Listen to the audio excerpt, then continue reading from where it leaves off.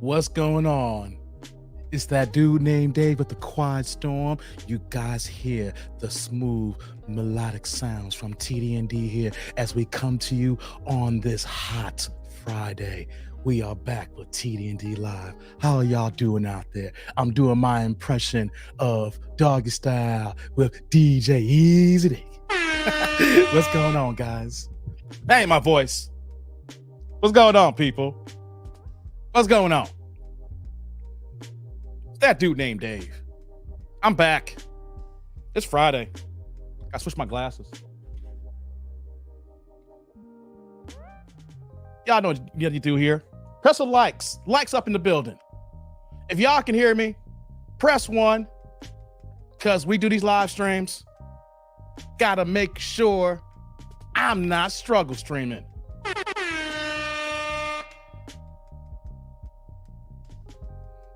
Where y'all ones at if y'all can hear me?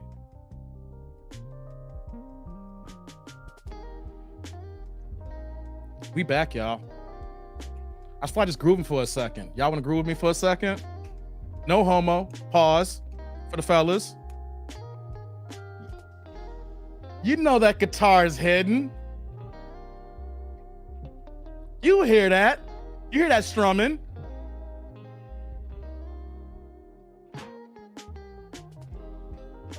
You're right, Pinball. I'm about to do a poetry slam right now.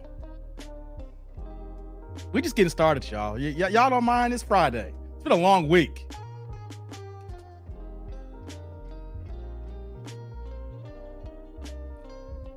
Heard him go up that scale. Go up the scales, baby. I'm grooving right now. I'm trying to get in the groove right now.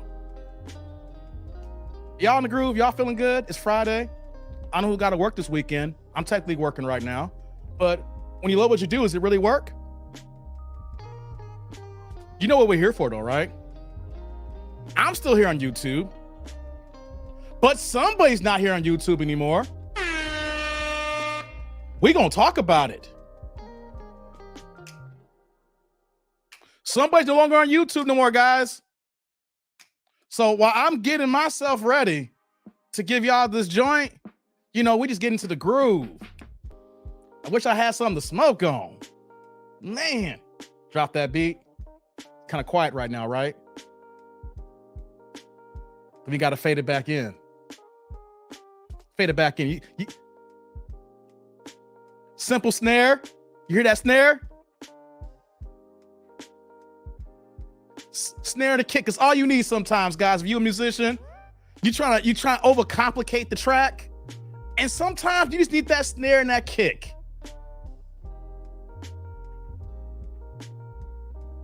Yeah. I'm working. I'm getting my ass back into the house. All right, guys. I was just grooving for a second. Grooving. How y'all doing today? Man, it's that dude named Dave. I'm back. It's Friday. You know, I'm glad I'm able to live stream again with y'all. I'm a Susan in the building. Who's rocking with me? We're going to get into it. Yeah, I do need some cowbell, Dank. Hey, Dank, you can never have enough cowbell. I don't know if anybody knows where we got that from, but I know where it's from, Dank. And you wanna know something?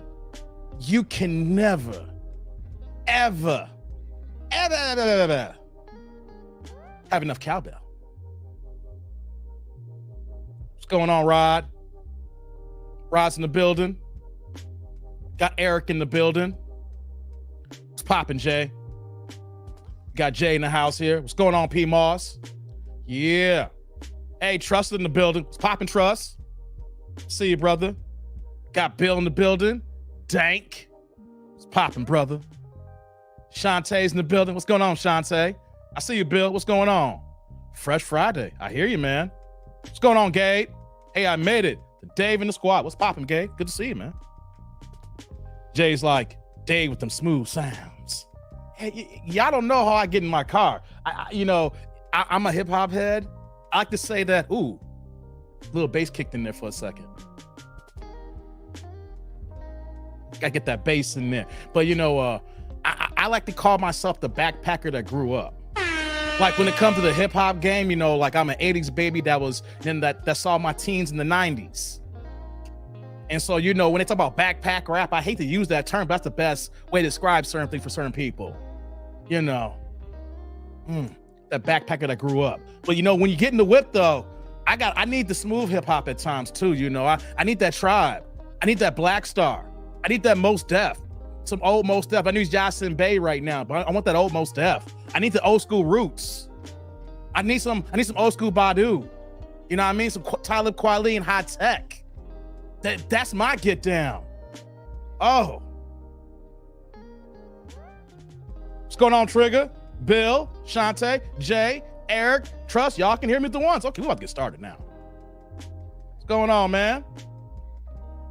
I could do a poetry slam pinball. You're right. Let's see here. Trust, like, his wife probably told him enough is enough. Yo, we're going to get into it, man. I'm ready now. I'm ready. I'm ready now. I'm ready, man. You need more? Dank? Okay.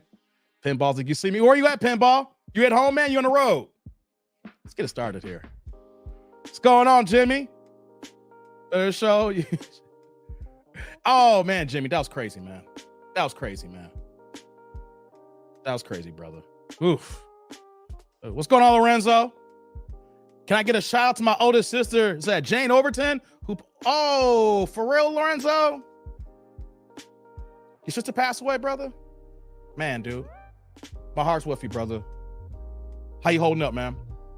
We ain't gonna do no shout outs, man. We're gonna throw the love out to you, brother. Hey, keep your head up, man. Man, I don't want to sound disingenuous saying death's a part of life. It is, but when you have a loved one close to you like that, I get it, man. I hope you keep your head up, man.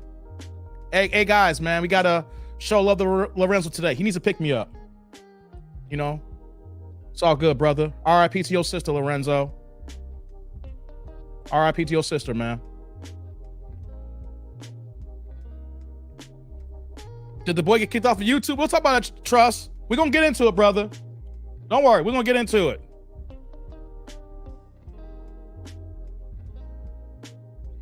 Let me do this here, guys. I love the music, but I gotta cut it off to get started. Otherwise, I'm gonna be grooving too hard. I'm just gonna be bobbing. I'm gonna talk slow. There are gonna be some points where I need to accentuate certain things, and I'm gonna be too mellow. I'm gonna be like, yeah, Hafeez, it's off YouTube, and I can't get loud because I wanna get animated, but I'm too smooth. Nah. See, it ain't gonna work for the show today. Okay, guys. I love this music, but we'll play it later. Thank you, guys. How's everybody doing today? Shout out to your boy. It's that dude named Dave. I am back with TD&D Live. If you guys are watching this live, you guys know it's Friday, July 14th here. If you are the back and you are ninja watching, you come into the, to the fold here, you go ahead and hit the play button, you click on the thumbnail, and you just walk away, or you just put your headphones on, your earbuds in. I get it. Shout out to y'all ninja watchers in the game here. Shout out to the replay gang. Not everybody's able to catch me at 6 p.m. Eastern here, but that's all right, though, because when we get done, we post it, and then y'all can go ahead and click on it, and y'all come available to it right away here. The big thing is, like, I know that the audience are not as huge for the live, but you guys kind of see, like, who's in the live right now. And then if you come back to my channel and you see how many views the video gets when it's all said and done, by the time we get to the next live stream, the replay gang is a big staple for the tribe here. So yeah, shout out to the replay gang who can't be here live. It's all good. We rock with you too, guys. You know what I'm saying? So you guys see the thumbnail and you guys see the title. Hafeez quits YouTube, but who is really mad? Oh, we gonna talk about it. I got a few videos to play. I had no idea. Listen, now it's July now.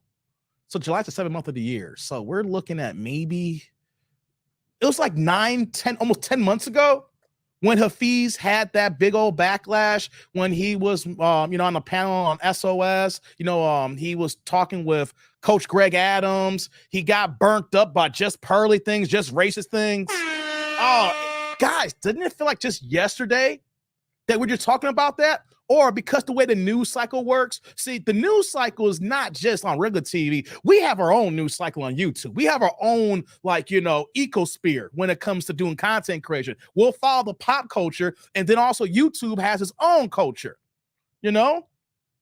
So it's kind of funny how I follow certain things and I stream about certain items, and then all of a sudden something else happens. It's like, wow, was it really that long ago?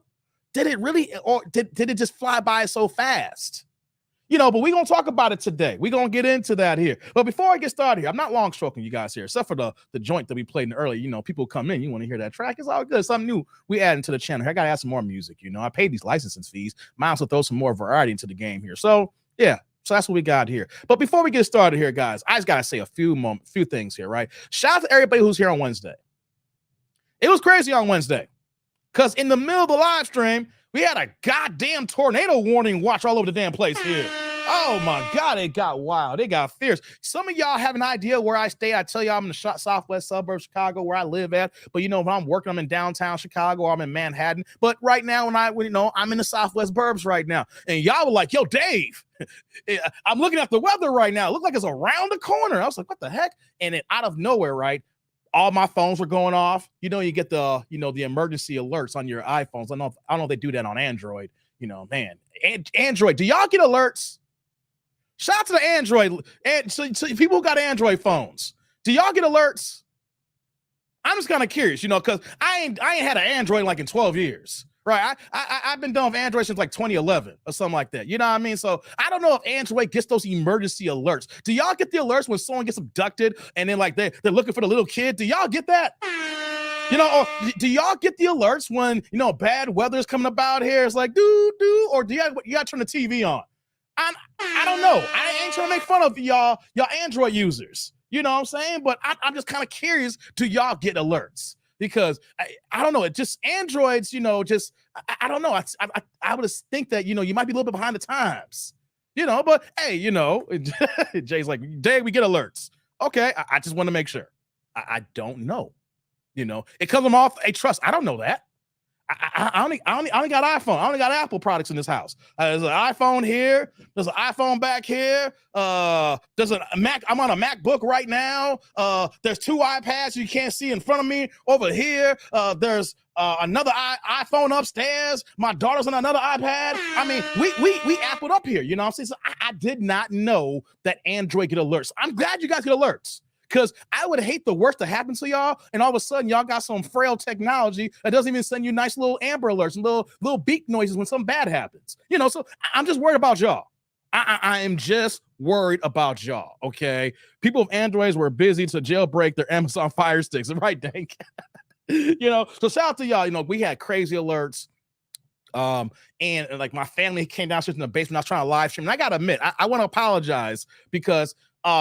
It's not really an apology, but when the weather happened, the tornado, stuff like that, my head was messed up. You know what I'm saying? Like I was trying to navigate and try to do a show, but then my family, some people are out driving and things like that. I know she was in Oak Brook and so she was out in that mess, but I have family out there, and I probably, and when I look back at it now, I'm glad I finished the show, but at the same time, though I wasn't in the right mind, I probably should have paused the show and came back. But we rocked through it. So the crazy thing is, though, is that we had that crazy weather. We had the tornado watch. But check it out, though, right? The weather was decent yesterday. Then today, we like in the 90s with the humidity. It's hot as hell. And as I'm live streaming right now, I checked with the weather. We supposed to be rain and thunderstorms tonight and all day tomorrow. Like, it's crazy out here in the suburbs, guys. It's just in Chicagoland area. I tell everybody, right? If you don't believe in climate change, that's all good. You don't got to believe in climate change. All I got to say is live in Chicago or the Chicagoland suburbs for 1 year. No, I ain't gonna give you 1 year. How about this? 6 months. Just come out here for 6 months, and then you'll know. So, damn, Mother Nature lost her goddamn mind. So shout out to y'all rocking with me here on that show, man. I mean, we had a little issues here, but we fought through it. Trust, like I got both iPhone and Android. I got the MacBook laptop and Samsung tablet. That's good, Trust. Yeah, you straddling the fence. You got both. You got both products there. You know what I'm saying? But I drew a line of demarcation. I'm like, either you're with us or you're against us. Jay's like, my mama Boost flip phone gets them. Boost gives alerts. Wow, I had no idea that Boost Mobile is out here doing that, man. They finally set their game up. Man. What about Cricket? Is Cricket Wireless still going on? Do they give alerts? I'm just kind of curious. What's going on, David Scott? Good to see you, man. Because I love Apple products, still learn how to use them. That's what's up, man. Zig's like, Androids receive alerts via Telegram. Yeah, I know, right? Hey, have y'all seen real fast? Have y'all seen like what's that old that Dave Chappelle movie did like 30 years ago? Robin Hood Men in Tights. You know, there was a scene in Robin Hood Men in Tights. You know, it's a parody of Robin Hood. I think it was Carrie Elves who played Robin Hood in the movie. And they had so many parodies in the movie. And one of the things is like, how we're going to reach the other people over there. I got it. We'll fox them. And I was like, wait. It's like, remember we used to use fax machines back in the day? But it was like, we'll fox them. And so they got the little fox that came. It was like, ee. It's like, Mickey, you have to get this message as soon as possible. Ee. And they put the little message on the fox, and the fox around. Ee. Hey, man, that's what I think about y'all Android phones. Y'all working that Fox technology, not even TAC, and none of the facts. Y'all got that Fox technology, right? I think about Men in Tights when I think about y'all Android users. That was wrong, Dave. I shouldn't have done that. I'm gonna stop messing with y'all Android phones. Let me stop that. That was me acting like Dr. Moist Watkins. I'm over here sneak dissing on y'all. All right, I'm not gonna do that no more, man. That's like me acting like Dr. Moist Watkins. I shouldn't do that no more. I'm sorry, guys. I apologize. That's my bad. My bad. Okay, guys. Likes up in the building. You guys know how you can contribute to the tribe here as well. You know, we got super chat, super thanks, super stickers. If you can't contribute because it's payday, I get it. You got bills, but at least you can do is press the like button. We need the engagement. Like is like water for YouTubers, guys. Like is like water, you know?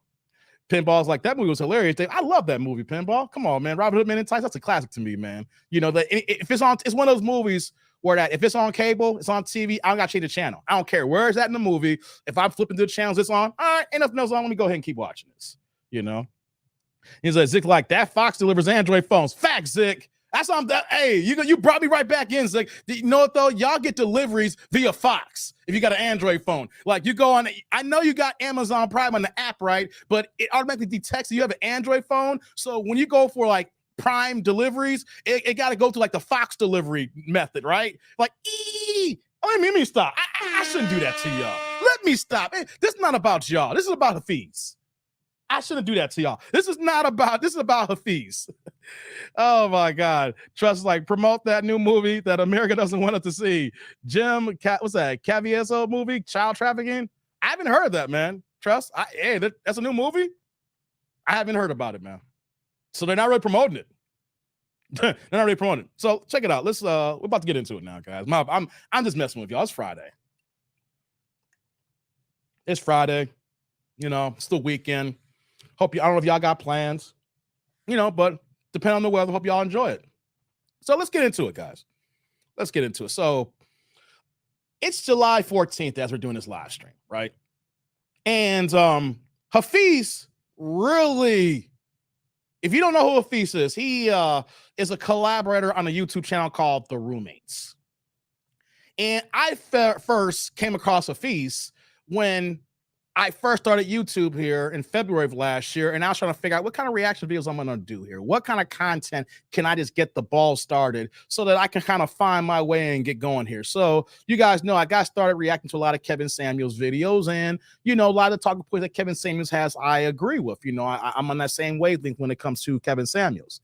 So one of the videos I remember I reacted to was an interview that Hafeez had with our dear brother, departed Kevin Samuels. And it was a damn good conversation. It was a very, very good video because I think that Kevin Samuels can make anybody look good. Rest in peace to Kevin Samuels, the Godfather, right? I think that it's just sad that we lost him so soon as he was like ascending to the top, you know, not just YouTube popularity, but pop culture, you know.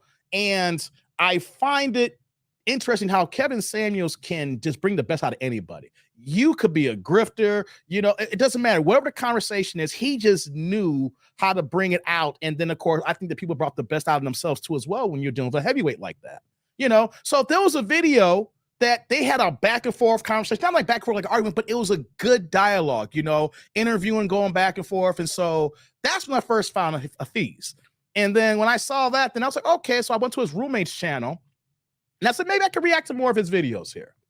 And I did like a couple of more. It wasn't that many. I think after that video, I probably reacted to like maybe 2, 3 max. But I think it's probably 2 more videos.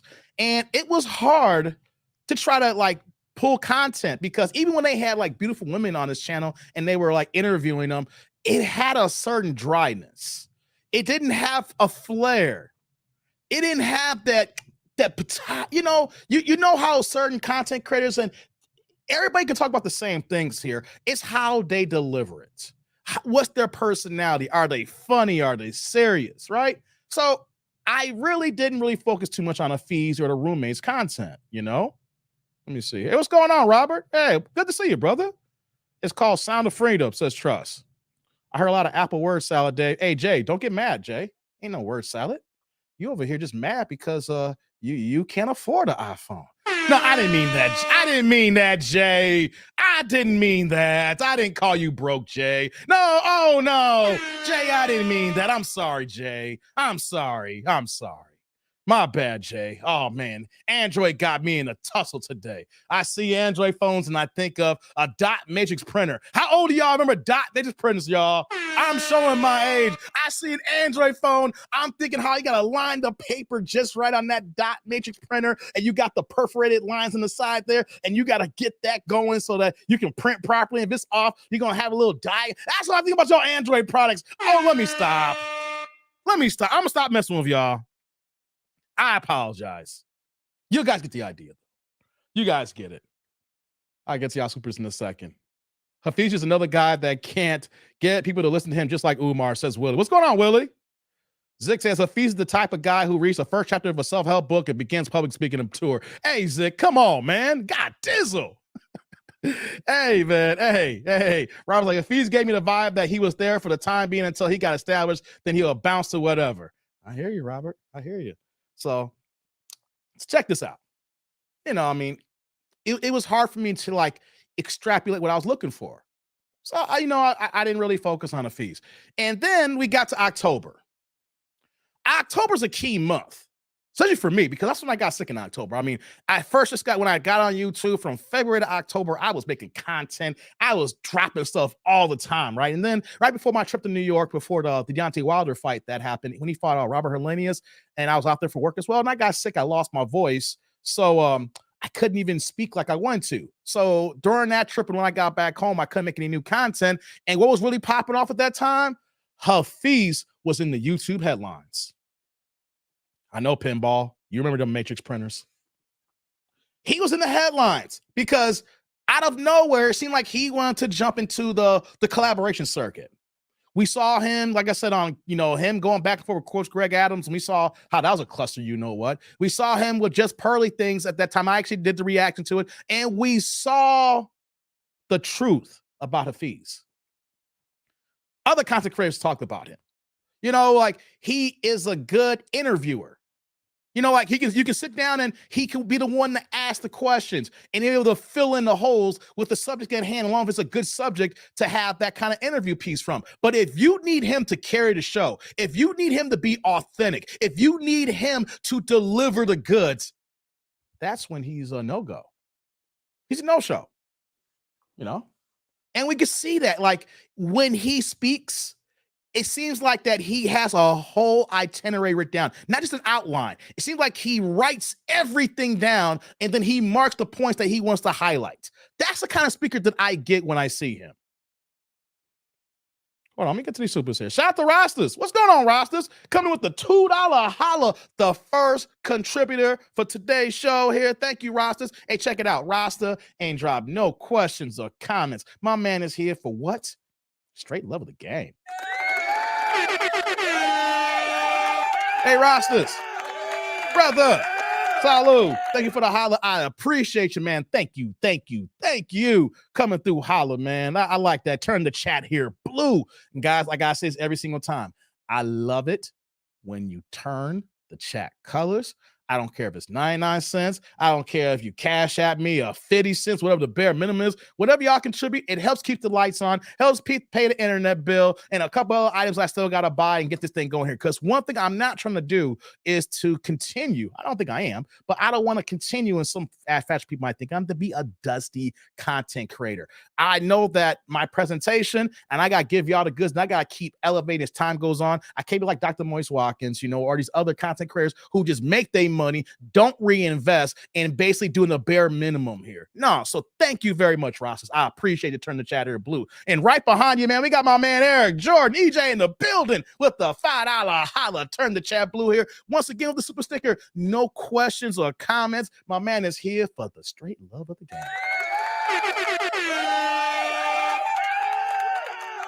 Hey, EJ, my brother, salute. Thank you for the holla. I appreciate you, man. Sorry you didn't get no airtime when we was on Drew's pep talk, and then Theo did the reaction to it. We was waiting for hours, and Theo couldn't get to you, man. So sorry you was on that whole panel, and you were just sitting there. We're all looking disgusted, man. Shout out to you, brother. Shout out to you, man.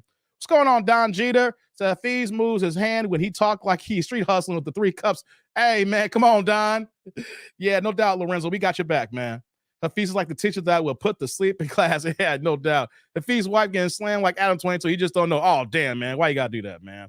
Why you got to do that? Hold on here. So we got a Cash App here. Well, let me do this here. I'm going to knock out this Cash App right now. Thank y'all for contributing. Shout out to my man Gabriel in the building. My man Gabriel coming in with the 420 Cash App. I know what the 420 represents, brother. You ain't got no other message, man. Hey, let me see. Will my camera allow me to zoom in on that? Will it zoom in? Ah, damn it. My camera won't give me the zoom on you, man. I gotta fix my settings on my camera, Gabriel. You see, I'm zoomed in, but check it out, man. We know what you did here. You dropped the 420 Cash App. No comments here. You were just straight here for the love of the game as well.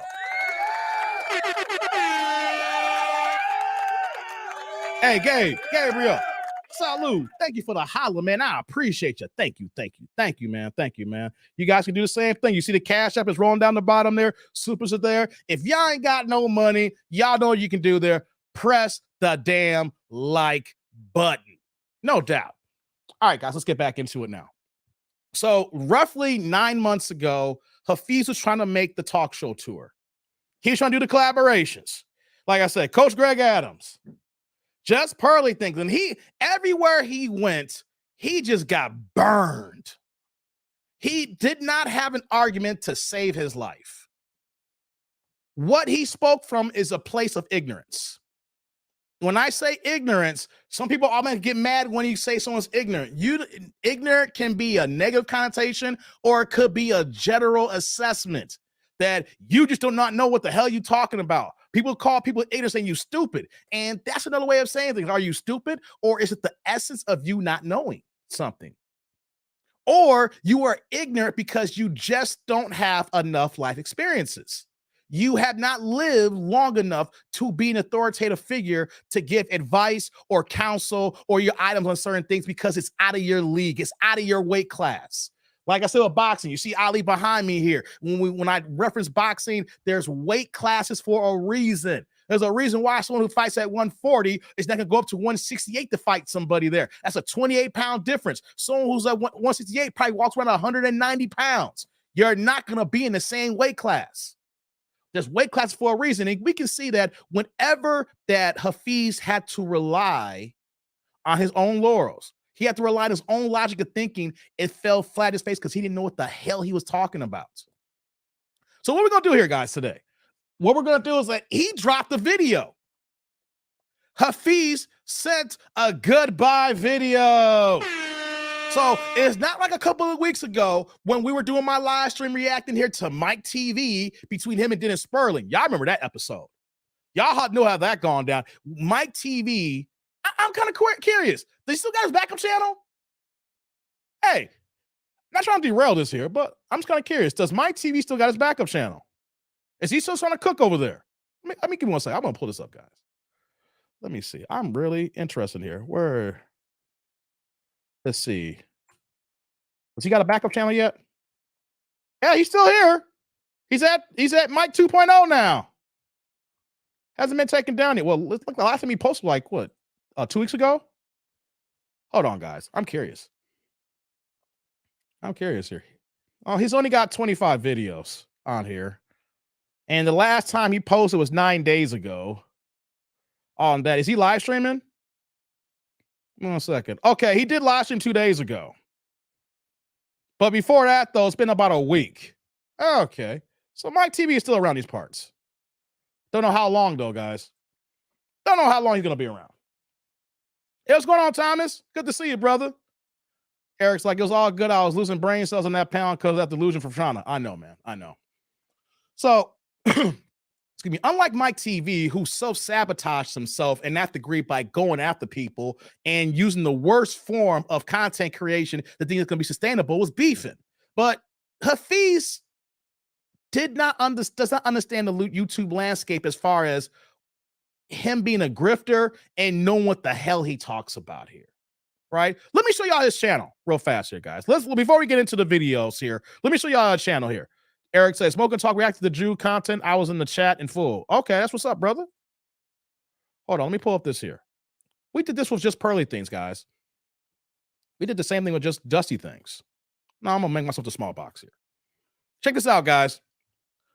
I've been telling y'all this for a while. I'm a small YouTuber. I'm just getting started here in this business here. I got only 17,000 subscribers. There's guys out here that's got hundreds of thousands, 400,000. So we're slowly but surely working our way up, right? So I am nowhere a big dog, but at the same time, though, I do understand this YouTube landscape here.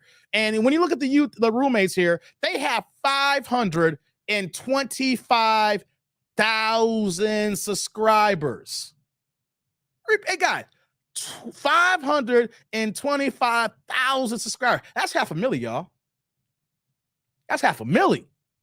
But what have I told y'all? Subscribers is a good arbitrary number. But if you know you have a true fan base, you look at the views that they're getting. Anybody can go to a channel and click subscribe. And that number looks good if you're promoting yourself. You got other things going on outside of YouTube, basically brand deals, collaborations, that subscriber count works. But deep down, if you got someone who has over 500,000 subscribers, then you will want to see how the views translate. Who is really watching them? Do people just click subscribe and then they'll watch his content? Or you only have like a small amount of people who actually watch these videos here? Check this out. I'm gonna scroll down here. Like this one was 3 days ago, guys. 7,800 views, guys. 1% man. His goodbye video, of course, that we're gonna do here in 3 days ago, 35,000 views. Right? I mean, that's kind of low when you think about it. You got a 500,000 subscribed channel, and you're saying goodbye, and only 35,000 clicked in. Look at this. Men and women are confused. 8,000 views. Sex, women, happiness. 11K views. Impacting young men. 3,000 views. Change this before it's too late. 4,900 views. Men mating marriage. 6,100. Look at this one. Next one here. It says more Siri talks about investing. 1,600 views. God damn. Look at this here. Jalen Hurts. So we got to talk about Jalen Hurts. 5 months ago, 7,100 views. How's that possible? Jalen Hurts, even though Philly did not win the Super Bowl, he got their team to the big game. It was a damn good run for Philly. And it's only 7,100 views? Hold on here. How to have your prayers heard. 2,100 views. 1,300 views. 2,200 views. 6,900 views. 5,200 views. 8,300 views. 3,800 views. 9,500 views. 4,300 views. Here's one here. We got Ian Dunlap. So this is a collaboration here. So we got 23,000 views. Jumped up a bit. They went right back down to 3,600 6 months ago. I want to keep going just for a few more here. Check it out. Let's see here. We got 6,300 views, 5,200, 8,200, 4,000, 4,900, 9,700, 8,400, 4,800, 2,800, 4,900, 5,700, 11,000. 9,800, 52,000. That's a good one here. So I guess that collaboration got that there. But we're back down to what? 6,900 views for why 99% of men reach their full potential. Here it is, 7 months ago, 3,800 views. Hold on, I'm going to go to more. 4,300, 8,000, 2,600. God damn. 7,700, 5,300, 3,600, 4,500, then 8,200.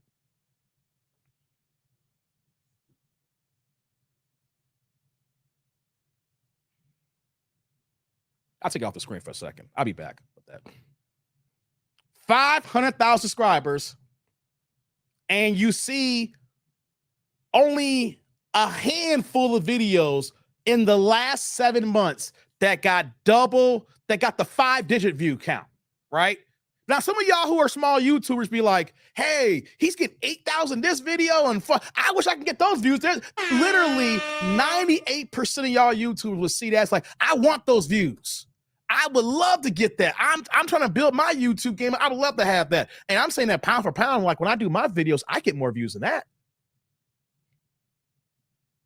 I'm not moving the way they're moving, but I'm saying though, I get more people that check into me than they got checked in the last 6 months. This is what you call, guys, a dead channel. And I was going that far back because the decline was already happening before last October.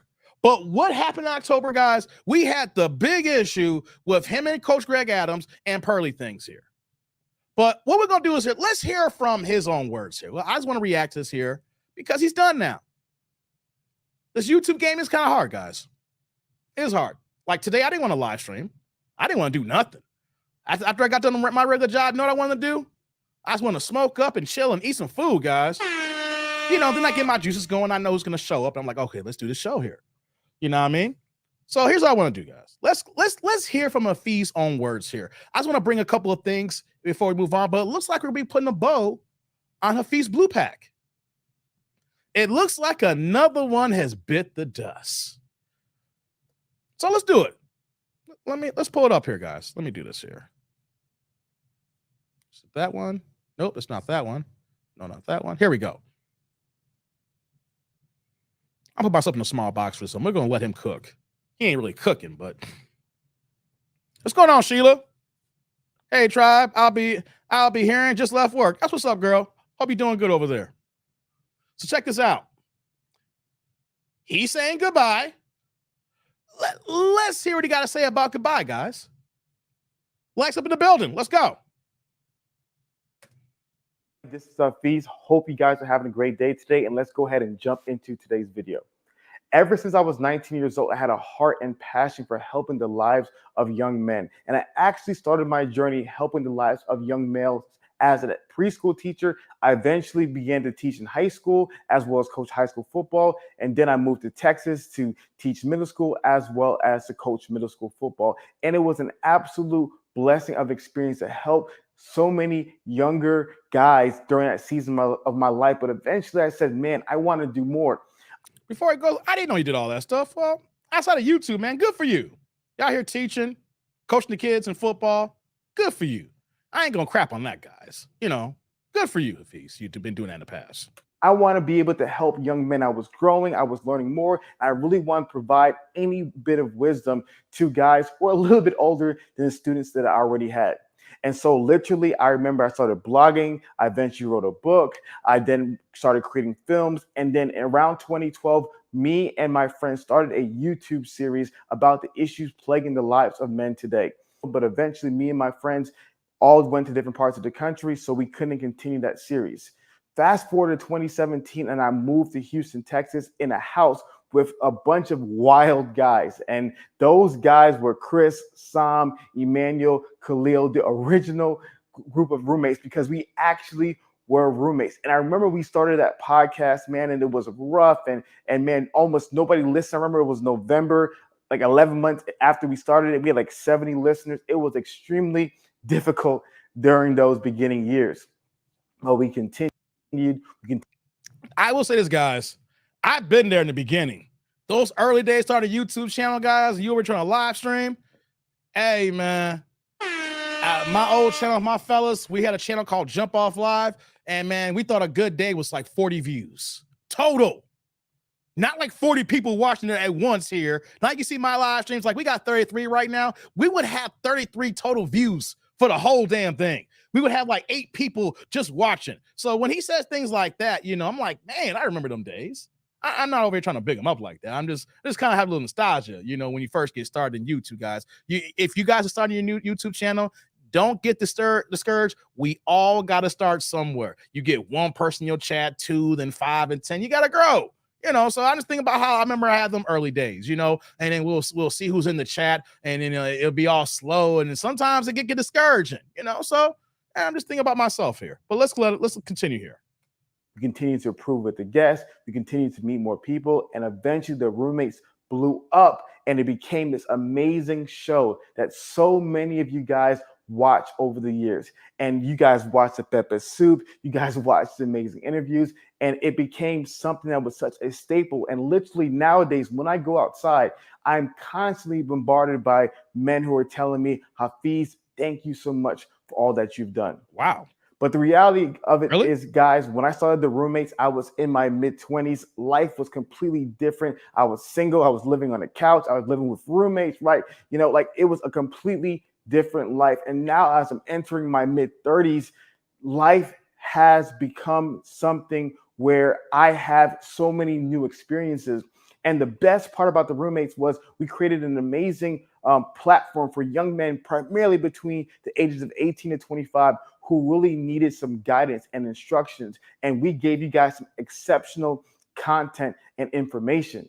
But the biggest thing for me is I'm no longer in that season anymore, right? I'm no longer in that season, in that demo. Like my life has changed so much. So for me, as the time progressed, I felt as though it was no longer my time to be talking to men of that age. And so one of the biggest things that I realized is that we did such a great job with the roommates giving you guys amazing content as well as information, because in today's world, there's not enough information, especially when we started back then, for young men to be able to optimize, transform their lives, especially to become the men that God created them to be. And so information was key. But guys, I feel like before you continue, that's actually a true statement he's saying here.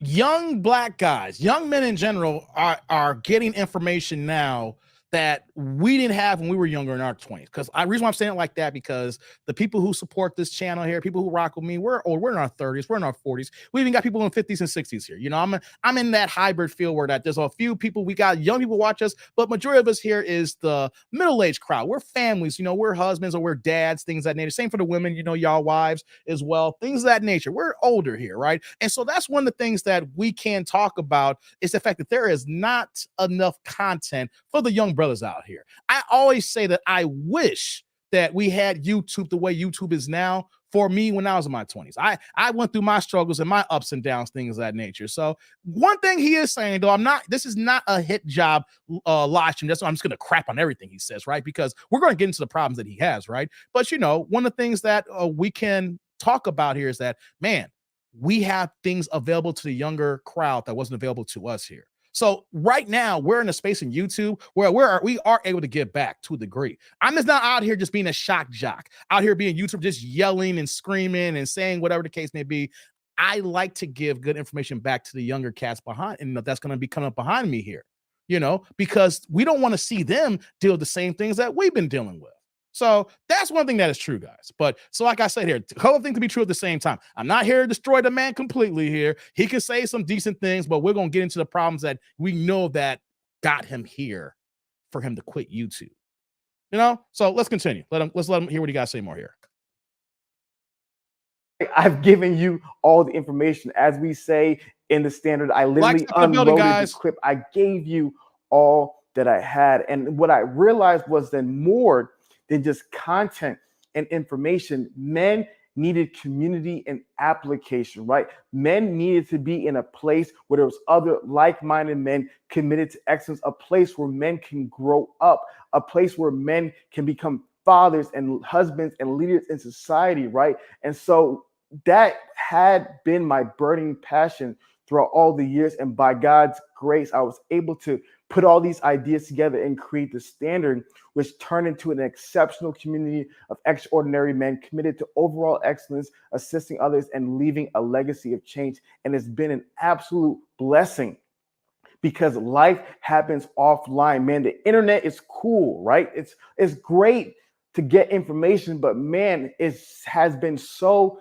exceptional to actually been spending all these years with all these guys. A lot of them used to watch roommates back in the days, and for us to live life together, grow, transform our lives, and to leave a strong legacy. So with a very, very heavy heart, I'm here to announce I will no longer be doing content on the roommates page. Chris will continue doing content on this page, but I will not, because I am transitioning into a different season. But I'm not going to leave you guys with nothing. Okay, so he's leaving the roommates, guys. He's made it official. He's leaving the channel. The roommates. I gotta say this before we get further into this video here. When I first started looking into his content, when I was doing reaction videos, I was like, okay, that was kind of interesting. And I came on IG and I saw the standard, and I liked the presentation that they were trying to present there. You saw a lot of young black men who were dressed up, suited and booted, pristine suits. Even if some of them were in cheap suits, they made sure they got them tailored in hem so the cut looked right on them. So I like the image that they were giving, guys. I will say, I love the image they're putting out there. You just saw, I saw a couple of videos. They were out of town. I believe there was, they may have been in South America or something like that. And you seen 20 brothers. Like during the day, during the day in South America, they're chilling, but they looked the part. And then at night, when they was, kicking into different restaurants, they had their suits on, they had their shoes on, everything was pressed. And I was like, I will say this though, I didn't watch any videos. I watched a few things, and it was like, it wasn't interesting. I gotta say that here, guys. The content was not interesting. It did not keep me. What got me there was the imagery. Seeing brothers with the nice cuts. Someone had the skinny ties, someone had the fat knot ties. They had the proper color coordination with their belts, the suit contrast, with the socks. You see the Chelsea boots. What I was seeing was, wow, this is good. This is good imagery for black people to see. Let me click. And when I clicked, right, and I was like, okay. And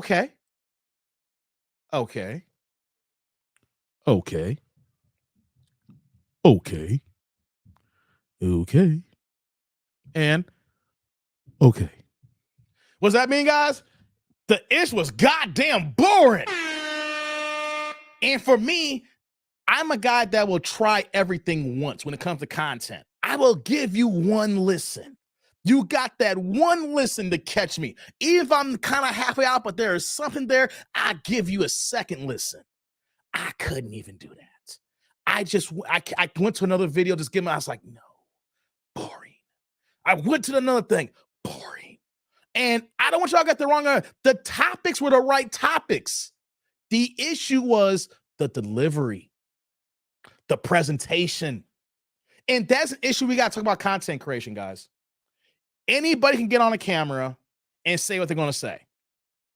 But can you deliver the information in a way that people want to adhere? What's going on, Dell? Good to see you. Oh, I see Shauna's in the building. Oh, wow. Got some people showing up here. What's going on, y'all? Fridays here. Super Chat Fridays, y'all. Yo, y'all gotta contribute.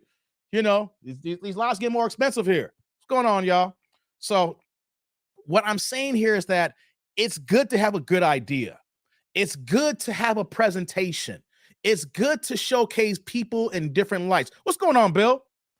The issue is the delivery, the presentation. People got to click on and want to stay there. And that's the issue. People clicked on Hafeez, the standards, and the roommates, but no one ain't staying. You can have the best idea possible, but if you can't execute, it's all for nothing. And like you said, he's moving on to a new season.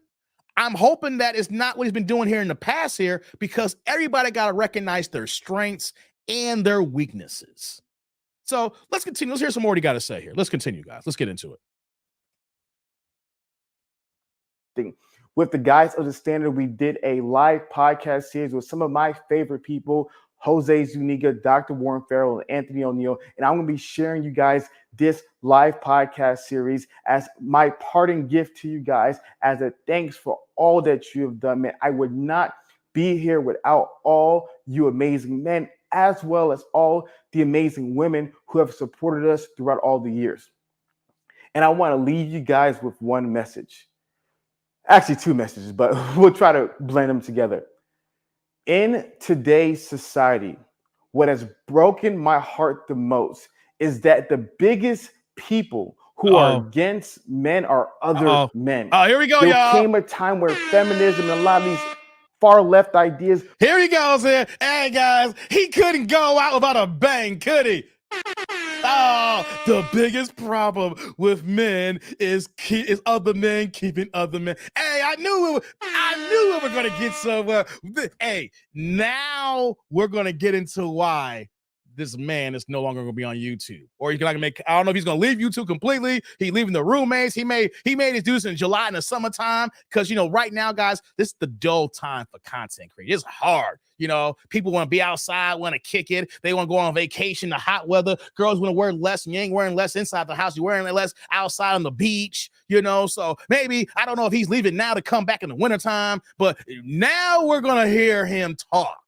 We're going to hear the reason. You guys can decipher why he's leaving, but why he's not a good content creator. And why people don't rock with you, Hafeez. People don't rock with you. And we're going to hear why people don't rock with you. Let's go, guys. We're really destroying the lives of the families and destroying the lives of men. But unfortunately, in today's world, men are the chief perpetrators. Men are the one who are trying to tell other men to not start families, to not leave a legacy. And it's so embarrassing to be able to see how so many of these fake content creators who are literally only doing this for profit, who don't even care about the people, have been manipulating and deceiving so many men and discouraging so many women. Is absolutely shameful. So wait a minute, wait, Hafeez. All right, you gonna clown or talk about other men who are in our space here on YouTube who are in it for profit. I'm gonna keep it a buck with you guys. I am here for profit. Don't let anybody make you feel a certain type of way to get paid for what you do. I'm not here for the free 99. I'm not here to waste my time. I'm here for the profit. Okay? My time is valuable. My time is worth something here. Right? So don't let anybody get discouraged like, oh, he's only here to make money. Yeah, goddamn right I am. I'm here to help. I'm here to make money. I ain't gonna apologize for that here. If I was not on here making money, I'm spending time with my family. If I'm not gonna be making money, I'm gonna spend time with my peoples. That's my get down. But here's what I do here too as well. I give a service. I'm entertaining to y'all. I give good advice, I think, at times. And the reason why I say that, though, because y'all don't see my inbox. You guys don't see my emails. You don't see that the men who hit me up, who ask for, just dialogue, just some one-on-one. That's something y'all don't see. What you see here is one part of YouTube here. You don't see the countless emails I hear from men who have gone through the ringer with their ex-wives, their ex-girlfriends, taking their money and things of that nature, though. You know what I mean? It said, Trust says, morals and integrity also through TND. Making money first, just got to help the people in the process. Oh, I help people, but I ain't going to front, though. I'm not here for the free. I have a service here. I entertain y'all. You guys be laughing. I get the emails. Y'all be cracking up. With my past experiences, I give advice. I break down certain information. Everything's not perfect, but I'm going to tell y'all one thing. Don't let anybody get you upset for making money. Because you know what's going to happen? They'll get into your head and have you feel kind of way about making money. But Hafeez was doing the same goddamn thing, y'all. Hey, come on now. He was doing the same thing. Wasn't Hafeez hawking courses through the Standard? He's selling these expensive ass courses for like $500. Hafeez is over here trying to talk about the same very men, and he is doing the exact goddamn thing.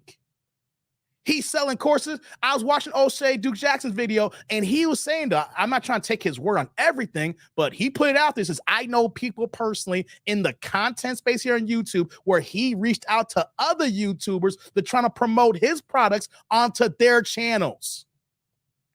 So what we're saying here, guys, is that he's over here trying to diss men making money on YouTube when you are doing the exact same thing. This is the basis of his hypocrisy. This is the things that men started seeing the last couple of years and started seeing through their lenses that this dude don't know what the hell he's talking about. He says one thing and does another thing. He shames men over here, but he's doing the exact same thing over here. He's only a 30-something years old, acting like he's an authoritative figure trying to give advice to 50 and 60-year-old men.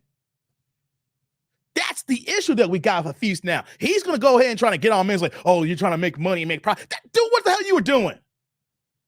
Guys, look up his products. The courses that he was hawking. The consultation that he was selling. One thing you can say about me, guys, I ain't hawking no courses. Dude, I am not hawking no courses. I haven't even set up anything for consultations. The only way I make money right now on YouTube is when y'all see me. I haven't even made no merchandise yet.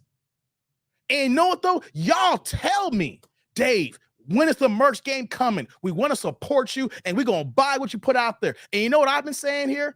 I will do these things eventually, but what I'm trying to do is work on my product, work on my delivery, work on the things that I do and accentuate the good things I do here as far as public speaking and the things I need to work on. The money will come eventually, guys. I ain't worried about that money trying to get every single penny and cent from y'all because then y'all know I'm disingenuous here. But at the same time, though, I am here to make money. If I was going to be here for the free 99, that's when you first get started in learning the damn YouTube game. Once you get monetized, it's a whole different aspect. So Hafeez is over here trying to talk about men, they over here making money and profit when he was doing the exact same thing for years, guys. Not a few days here and there or got one item. He been hawking stuff for years. Ben says, make a coffee cup, Dave. I already had coffee earlier, man. No more coffee. No more coffee. So just want to keep it a buck of you guys. I'm not here for that here. Man, I don't want y'all to feel some type of way. I had a female friend a year ago try to get on my case about my YouTube channel saying, you're only doing this for money? Hell yeah, I'm doing this for money. In the process, I help people too. I make y'all laugh and I make y'all think a different way sometimes. Or maybe I'm a figure that makes you double down, say, maybe I was right on this here, or maybe I was wrong. But yeah, here's the thing though. I am here for profit. I am a capitalist. And guys, don't let anybody make you feel bad about being a capitalist here. That's why we live in America. That's why we live in America. Shout out to my man EJ with the $2 holla. Turn the chat here blue saying, bro, turn into Moist Watkins, but he more moist simp. Hey, damn EJ. EJ in the building. Hey, Eric. Hey, brother, salud. Thank you for the holla, man. I appreciate you. Thank you, man. I love it when you turn the chat colors. And my man came through with the blue. Hey, man, let's start the $2 holla, y'all. If y'all got a $2 holla, drop it in here, man. Thank you, Eric. I appreciate you. And right behind him, we got my man. Hold on, man. Take this off here. We got my man, MOP in the building. What's going on, MOP? With, again, another $2 holla. Turning the chat blue here saying, do plane tickets count as merch, Dave? Hey, stop playing, man. Stop playing, MOP. Hey, man. Salud. Thank you for the holla, man. I appreciate you, man. And plane tickets merch. Hey, man, I use my my American Express card for my plane tickets, man. That's points game all day, baby. Points game. What's going on, Willard? So good to see you, man. Thanks for joining the chat. Thank you for the holla, MOP. So let's get back to the video here. Let me do this here. Let's get back to this video here, but I just want to make sure I point that out, guys. He had to go out one last hurrah. Oh, these guys here when you're doing the exact goddamn thing. See, guys, he's a hypocrite here. I'll tell you when I'm doing something. I'll let y'all know. Hey, y'all, I'm about to make this thing here. And I ain't going to apologize. So let's hear what he's going to say more about dogging men, making money on YouTube, but he's doing the exact goddamn thing. Let's continue, guys. Let's rock. My advice to every last man and woman is remember, life happens offline. Life happens outside. Go into the real world and actually meet people, meet husbands and fathers and mothers, meet actual individuals who are leaving a legacy, leading a family, because the internet wants to keep you bitter and nihilistic and miserable and angry. And because they know by doing these things, these people can turn a profit. So my prayer is that you guys, just like you turn profits, you sell them courses, just like you. Is that why you can speak as heavy as you can? Because you're talking about yourself? Are you speaking this way? It's because for years you are talking about your very own self. guys surround yourselves with amazing, high quality people. Some of you guys, it may be with the standard, but I'll be honest with you, it's not about the standard. It's about you, wherever you can go. Please find real people, not. Hey, what's going on, Quay? Let's spin a pause here. Says, just randomly found this live, but my man, you got the juice. Entertaining, intellectual, you got yourself a new subscriber. What's going on, Quay? Yeah, man. Wait, do I got the juice like Omar Epps and Pac? Hey, yo, we're real fast. Hold on. I ain't done with this. Yo, when you say something like that, right? Like, remember in the juice, when Pac was hanging over the ledge, say, hey, don't let me go. Bishop!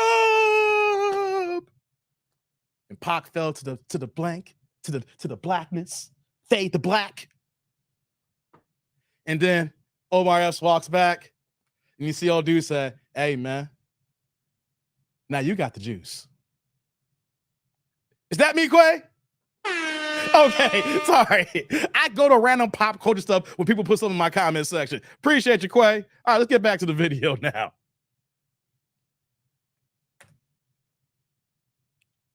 I'm going to say it one more time, not fictional WWE characters who present themselves as faux MMA players online. I'm talking about real life human beings who don't turn on the camera and pretend to be someone that they're not. Whatever you do, men, whatever you do, women, if you surround yourself with real people who are actually living the life that you feel God has called you to live, I promise you, you'll be all right.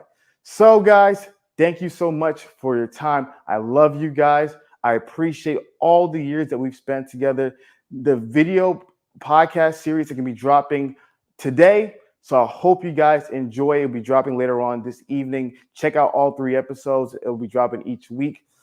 One more time for everybody, thank you so much. And also to Chris, thank you so much for Chris spending all those years with me together, guys. If it wasn't for Chris, the roommates would not be here. So thank him so much. Continue to support him. Make sure you're following Chris on Instagram. Make sure you're checking out his videos. But nevertheless, guys, I love you all for the 15th time. Thank you so much, and have a great day.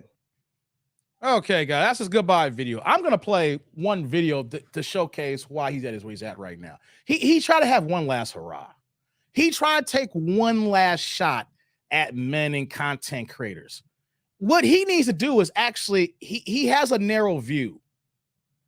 No, though, before I even do that, guys, I want to play, I have this thought process here that I was going to say, and I don't want to ruin what I'm going to say here. So what I want to do is I want to play a video from last year that is part of the downfall of Hafeez. And before I do that here, it sounds like he's doing a podcast, right? Because YouTube offers podcasts now within our channel here. So it sounds like that he's going to be leaving the roommates completely and doing a podcast version, kind of fade the black a little bit, kind of get out of the spotlight, do it, your podcast, no one can see your face, you only hear your voice. So it kind of sounds like he may be trying to go to that, he needs to get the stink off of him is maybe what he's thinking here. But before I give a few more points on Hafeez, not be able to put a bow tie on him because he's done, he's out of here, he's finito, and he's not even adding anything to us in the space here. So what I want to do is I want to play this video when he was with Coach Greg Adams on SOS, and we're going to see his talking points and can see how someone who had him and his team can have over a 500,000 subscriber channel and barely get as many views as me at 17,000. These are facts, guys. I have 17, I'm around 17,000 subscribers. I'm about 17.5 now, close to 17.4. And I'm getting views where he's getting at. And they have a bigger base, a bigger reach. They're all over the place. I'm just on YouTube. I got an IG account that I haven't done nothing yet. My IG is dusty as hell. I created and done nothing with it. I'm not even on Twitter. I'm not on TikTok. I have a Twitter account that I don't even use. Everything is straight here on YouTube, and I get just as many views as them. And they have a product. They have a name that's been around for years. But what we're going to do is I want to play this video from last year to showcase how he lost his base, how people said I'm good on him. Let me pull this up, guys. I'm going to show you this video. I don't know if we'll play the whole thing or not, but we're going to see how people can say, nah. He might be a nice guy, but I'm cool on him. All right. Let's get into it. Question, but it is what it is. So remember, this is how you know, Adam. This is a true test. Ali, if you want a true test to how someone views the world, see how balanced they are, right? So, like, let's see somebody politically. The best people politically are people like Adam. They can go hard on the right and go hard on the left. They can see the good in the right, they can see the good in the left. They have a balanced perspective of both sides. When someone's only going hard here 24/7, you notice a little bit of offness. Like when my biggest thing is I said balance. I didn't say far west emotional. I didn't say far east logical. I said balance. Correct. My point is that if you're trying to tell somebody about buying a house, use a house example. Let's stay with the house example. If you're going to sell somebody a house, because you know human beings need. Hold on. I want to pause for a second. Hey, Don, I know you're talking about. Before I cook here, I will. Don's been focusing on this here. Let me just do this here for a second, guys. Don's been saying, watch his hands, Dave. You see, one of the things I tell you guys in my past is that I was raised a Jehovah's Witness. Big ass cult. Oh, help destroy my family. I ain't afraid to say it. Religion work for some people.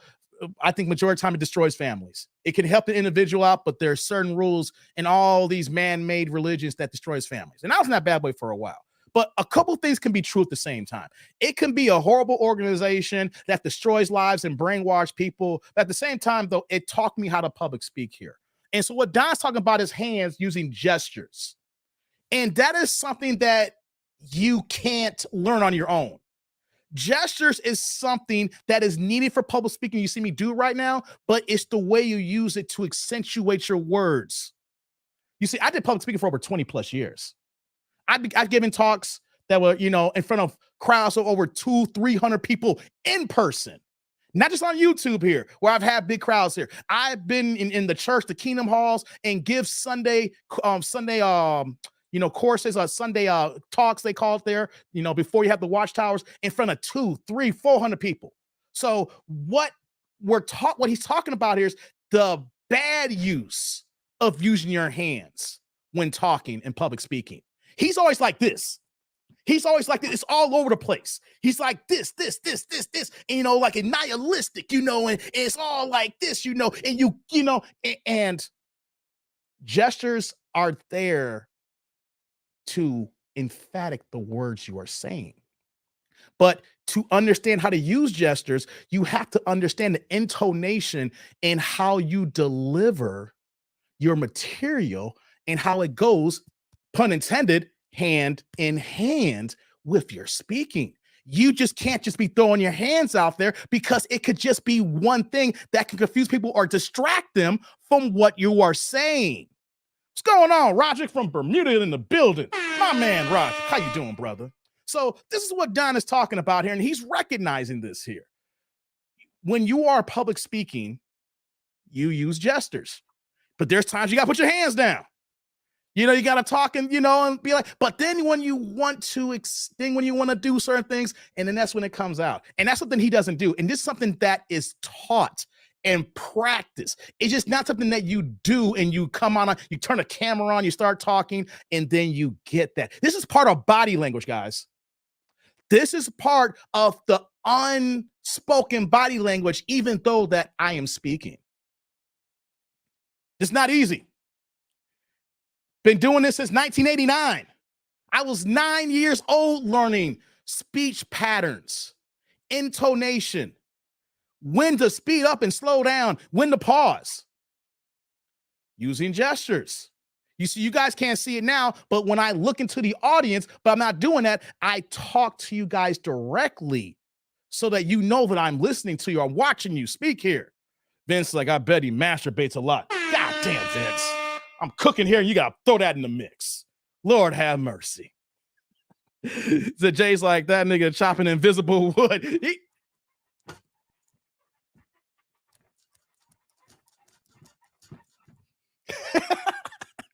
Yeah. What's going on, Anthony? Salute to you. But that's what Don posted that earlier, and I didn't get to it, but I know I can get to it in the second video here. But I just want you guys to understand how when it comes to speaking, there are so many things that you don't even realize that can throw someone off, or if you're speaking, you don't realize what you're doing here unless you have practiced these things here. I've been doing these things for over 30 years now. So that's why I can easily break that down and can showcase when that last video he did and how he was in front of his, his camera, and he has that janky ass background, with the green screen, and how he's talking. You can tell by his body language that even though he's been doing this for a long time, he is not comfortable. This is not easy. It takes a lot to do this, guys. So let's get back to the video. Thank you, Don, for bringing that up here. Hold on. What'd you say here last year? He not a professional. Me working in the government, it's easy to see false pretenses. Same thing here, Don, too. Like I said, I'm in the branch of the government, too, as well. I mean, with the government, not the government, but yeah, I get it, man. See, when that's Don, that's a good point. And that is one of the reasons that I'm bringing this video up here, and one of the reasons why he's off YouTube. Us older men, Don, me and you are both older than him. We can look at somebody younger and can see how they're moving because we were at that age. But Hafeez moves like he has the experience and can talk to each one of us like we're equals and peers. And that's the difference, because he cannot read the room. Let's get back to the video now, guys. This is a video from 8-9 months ago, back in October, when the fall happened here. So let's get back into it. I want you to hear some more of this, guys. Need houses. Of course you're going to add insurance to it, but this is how you're not going to sell a house. Let me show you this beautiful house. Do you know if your house burns down and you're inside of it, you're going to die? Do you know that there's all these electricity problems? You know, when a hurricane comes, your house is going to fall down. Yeah, you lose your commission if you sell it like that. And if I'm trying to sell something to you and telling you every worst case scenario, hey, Adam, come drive this Lamborghini. Do you know that Lamborghinis, you can get in a crash, you can die? Do you know if you drive at a certain speed, you're gonna it's not either or, because this is what it blows my mind. I know how nihilistic these guys on the internet are, because they can't even tell the nuance. It's not either or, it's both. Yeah. I want you, please sit down with Coach and hear about the worst case scenario. Hear about how to protect yourself. Hear about the insurance. I want you to have that. But if all you're doing is watching him, I'm telling you, you're going to be deceived, because all you're going to be consumed about is the worst case scenario and the big bad boogeyman, aka the state, aka your woman screwing you over. You got to hear the balance. Y'all hear this dude? Now, I respect Coach Greg Adams. CGA, I don't watch him all the time. Like, if he pop up my feed, I'll check him out for a few minutes. I'll be real. He has a lot of great talking points. Just some people, when it comes to me sitting down watching content, some people have that flavor that I like. Some people don't. It's no shame. It's no. I don't have anything personal against him. Just there's certain people who I like and some people who I prefer to watch. And then if he's on, I'll get him. But it's not like I'm looking for him, right? But what Hafeez is saying is that if you just only watch Coach Greg Adams, that's wrong, because you're just hearing just the negative. You see, that's him trying to make a logical talking points and not even looking at the base that Coach Greg Adams has. He's talking about men and women in divorce, and he's trying to compare that to worst case scenario by buying a car. Saying if you buy this car, you're going to get in an accident. No, maybe not. But this is a buck, guys. Keep it 100. You do get married, there's over a 50% chance it's not going to work out. That's a fact, man. It's not a 20%. It'd be one thing if it's 20% of marriages in a divorce, and we have people on YouTube that are just focused on the 20%. I could see his point. If we had low divorce rates, if we had sustainable nuclear families, if we had women and men working on the core from traditional values like our grandparents and our great-grandparents from years of yesteryear, right? If divorce rates were only at 15, 20%, and half of with those divorces, let's say 20%, and 10% were filed by men, and the other 10% were filed by women, he'd be right. Why are we focusing on the worst case scenario? But I haven't looked at stats this year. But what was last year? It's like 54% of marriages do end in divorce, and 70% of those divorce, and 70% of the time, women initiate those divorces. So these are facts. So we're looking at every one of us here who could be married. There's more than a 50% chance that it's not going to work. So if we know that, then why are you want to tell men to overlook that? You want to tell men to just look at all the good stuff. But if the bad outweighs the good now, we have to look at it. We have to dissect it. We have to listen. It's not 10 or 20%. It's not the minority. If it's 50.1%, that is over half, guys. If it's 50.1%, that's over half, guys. One more time. Is it 50.1%? That is over half. And if it's over half, we need men to understand what they're walking into before they decide to do something that they could regret. That's not look at the worst case scenario. That's just looking at the current odds.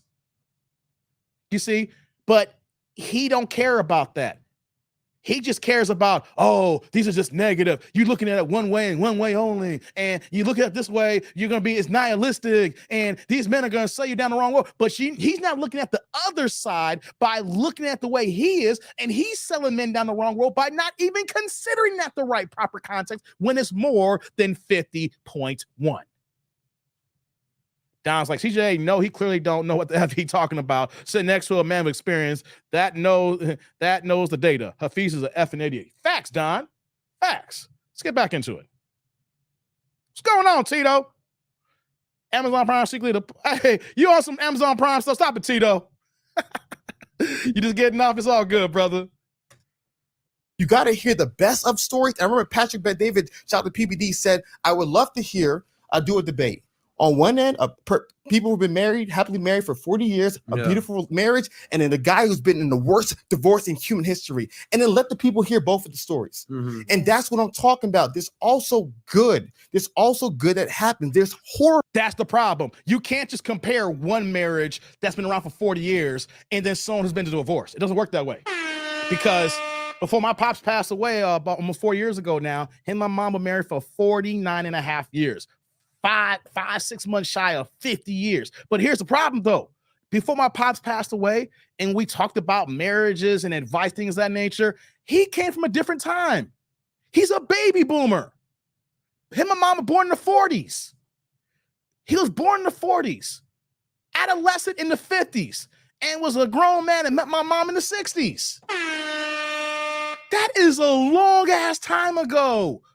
We can get the knowledge from the previous generation. Our parents, our grandparents are still around. If they're still with us, well, and go ahead and give them a call, guys. But here's the thing. We talk to them as far as advice regarding us here, but we know that there's got to be what? Proper context, because they haven't been in the dating game or in the new marriage game in this new millennia. We're talking about 50s and 60s marriages compared to 2000s, 2010s, and 2020s marriage. And he wants to overlook all those points here. He just says, well, look at the person who's married for 40 years and look at the person who has the worst divorce. And then you make your decision. Wrong. Wrong. You don't look at just one couple or a couple couples here on one side and a couple couples on the other side. No. We have stats, statistics, and data that lets us know more than we know in the past. And we take that information and say, hey, if over half of marriages are ending divorce here, let me look into that more. Because if it's more than a 50% chance it's going to fail, that means that the odds are against me. So if the odds are against me, let me do this homework. But I can't just go ahead and listen to someone who's been married for 40 years because I did that with my pops. And my pops couldn't always give me the right advice because he was a player and a pimp in the 60s. He wasn't a player and a pimp in the 2020s. It's a whole different logic from that kind of man. When my dad was in the streets, quote unquote, in the 60s, that's a whole different streets than we talk about being in the streets in the 2000s, guys. Zig's like, Dave, that's like you telling someone to buy an overpriced house at a high interest rate because buying a house worked for you. Never mind the complete different circumstances. Facts. And he tried to give that example, but didn't get good context. That's a good thing. Like Zig, that's a good point. You say, hey, it's the perfect time to buy a house right now. You get a crib right now. You get in, I guarantee you in 5 to 7 years, it's going to appreciate and you're going to make a hell of a profit. And he's like, well, you know what, though? I can't buy a house right now because these interest rates so high that, the Federal Reserve just raised rates because of the way the pandemic happened. We had all this free money a couple of years ago. Everything infused the economy. And now everybody is defaulting on loans. People are getting their cars repossessed. And so because of this here, and people don't have as many jobs or people ain't working like they should, they had to raise interest rates because we couldn't make money free anymore. And so we tell you, hey, it's the best time because the house market is on boom right now. But if you tell someone, hey, I've done the finances. I can buy a $300,000 house if I can get an interest rate between 3 to 5%. But the way the interest rates are right now, Dave, I can't get a loan for around 7 or 8%. So I can't get that $400,000 home. So I want to wait because I want that home. I want this kind of home here. And he says, well, it doesn't matter. They did a good job here. You can figure it out. No, you got to look at all the stats, statistics, and data to see if those numbers work with you. If you probably can't afford it because the interest rate is 2 or 3 points too high, it doesn't mean that it's going to work for you then. Context is key, but he just wants you to look at a 1-for-1. That's where we're at here. He wants you to look at a 1-for-1 when it's not that simple. Let's continue, guys. Horrible, but there's good. We need to share both stories. And my biggest problem is when we spend all day long, most of our time, because there's a profit model in it. And I shared to my guys the profit model in it. CNN doesn't share anything positive about Donald Trump. Why? Because you don't make money that way. If I'm doing content on No. CNN then played Donald Trump because CNN was woke. CNN, the brass that be, just didn't want to deal with that. The money is there. They just didn't want that kind of money. Okay? Because when he dropped this video, right, Tito, he's just yapping. See, CNN didn't put down Trump because they had their own vision for their audience at that time he was speaking here. Because when you look at CNN, that was the blue side, the Democrat side. Fox News is the red side. And then technically, CNN's supposed to be in the middle, but they went blue. MSNBC was supposed to be the hardcore left. And Fox was supposed to be the hardcore right. And then CNN was supposed to be in the middle, but CNN moved more to the left. And because they moved to the left, even though they had people who were from the right, they didn't want their audience being sucked in by the Fox crowd. That had nothing to do with money here. They were turning down the money, guys, because they were going by their audience. They knew if they put a lot of Trump on here, it would take away all of that here. But he don't know that. This is the part where we talk about somebody who is young, dumb, and ignorant. And I got to say dumb here because he's just throwing stuff out here now without even knowing the proper keys to the game. Isn't this guy married for a minute only? Yeah, Sheila. He's probably been married now a total of 2 years. Now, when this all was going down last year, he was married for like 15 months. So he's roughly around the 2-year marker right now. He's still in the honeymoon phase. He's still wet around the lips. He's still got Similac on him talking like this here. See, this is what I'm talking about. He is speaking so passionately, trying to talk to older men. A 30-year-old man is trying to talk to 40 and 50-year-old men. But these are not just some random 40, 50-year-old men. These are men like Coach Greg Adams who has more life experience than him. And he doesn't know when to fall back because he's inexperienced. Zig says, but Fox made money talking positive about Trump. This dude's a trip. Yeah, that's the thing too, Zig. It wasn't just the negative. You can make money talking positive or negative. CNN made a choice to leave that money on the table. But it wasn't like they were going to lose money. If anything, you would have had the Fox crowd going to CNN to see the other viewpoint too as well, because that's what it would have happened. But they didn't want that money. But he's not even understanding that point here. What's going on, Team Peterson? So I'm late, but I have to support TND in the crowd. Yeah, man, do that, man. Hit the like button. Let's go. Here's some more minutes, guys. Let's go. On internet, I don't make money talking about healthy marriages. Who wants to watch that crap? Know how to make money? Crazy delusional women screwing men of their money. Clicks, views, CPM through the roof. I know how it works. I can show you for days. I can pull up my analytics. I know how all this stuff works. And so my biggest thing is that if we're going to have a conversation, we need to have a holistic conversation for the benefit of men. If we are saying that what's wrong in society is too many men being raised without their father, I want every man, even the nihilistic red pill dudes in the comments, I want every single man. He always used the word nihilism. Dude, do you have a bigger vocabulary than just nihilism? This is when I know someone's young and inexperienced. They pick one big word and they use it all the damn time. Like this video says nihilism. The last video that I just played, he says nihilism. He uses nihilism all the time. Like he finds one word that probably the average person's never heard before. Oh, I'd never heard no use nihilism, but I'm gonna use this as my talking points here. He always says nihilism. I want to hear the whole thing. Well, then Hafeez, why don't you talk to us all the men? This kills me. If you want to hear the whole story, Hafeez, why don't you come to my Gmail inbox? That dude named Dave at gmail.com. I can show you my emails. I can show you all the men who's actually poured their heart to me regarding their marriages, broken marriages. But you can't see that. You can't see the forest for the trees. To have an ability to raise his son in his home. That's how I was raised. That's why I was made the man I am today. I had an amazing father who was able to raise me in his home. I want every man to raise his son in his home. And I want to give you every tool possible to be able to have a healthy marriage, to be able to be a... How's a 31-year-old man gonna give me the tools of marriage when he only been married for 15 months? Do you see how this looks? Can I put myself in a big box? I'm not stopping. I gotta showcase myself here. Do you see how men like me is turned off by this young brother here? Like he is trying to talk to viewers, people like me, that he understands marriage and relationships better. I got this guy by a whole goddamn decade. And he is trying to speak like he knows more than me and you. He don't know when to fall back. Like if I try to give advice and it's like, hey, Dave, you over here, how long you been married, Dave? 15 months. What the fuck are you talking about? See, you got to understand the understood. He over here moving like he knows everything about relationships at 30 years old. I didn't know nothing at 30. I thought I knew something. I didn't know something.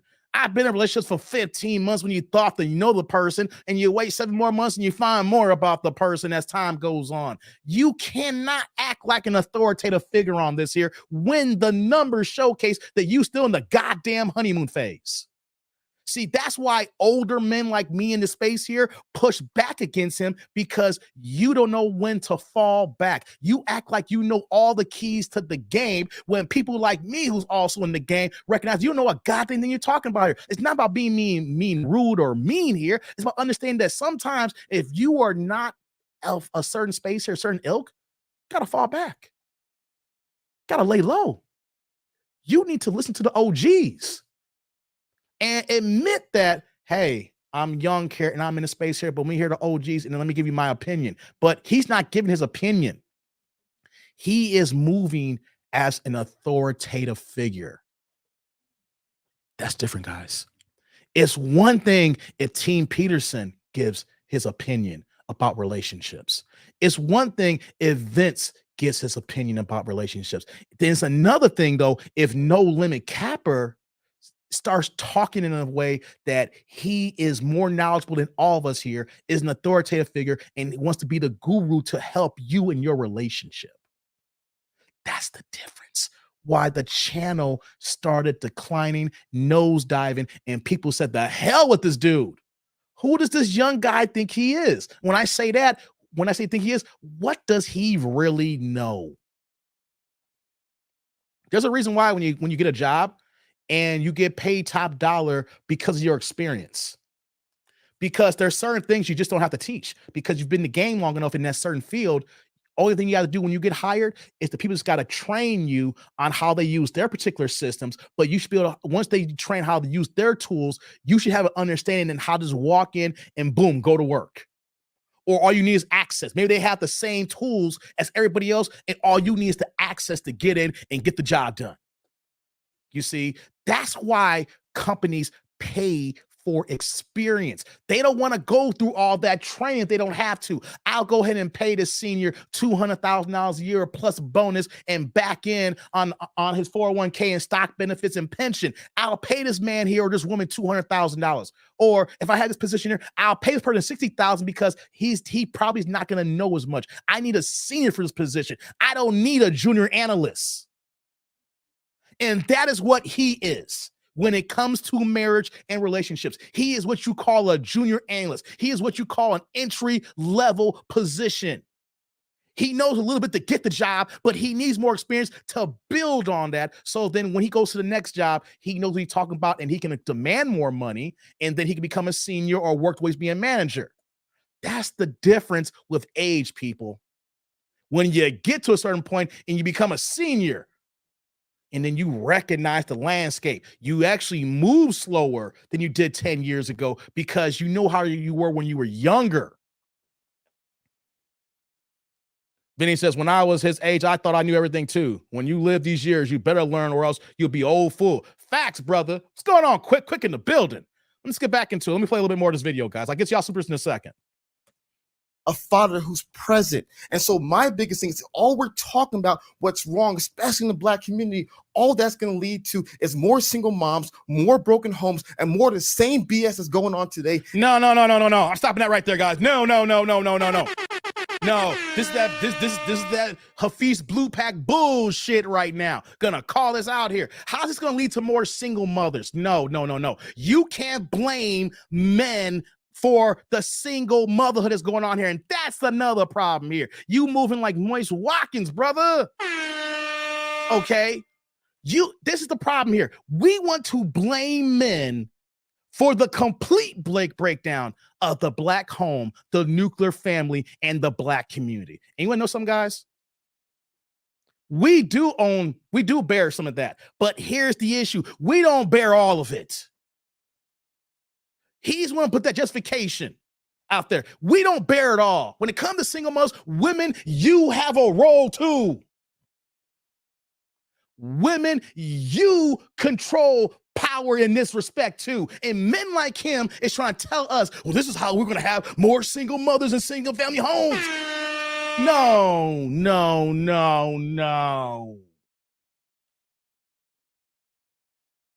No. It's a problem, yes. Your delivery and what you're saying is completely off base.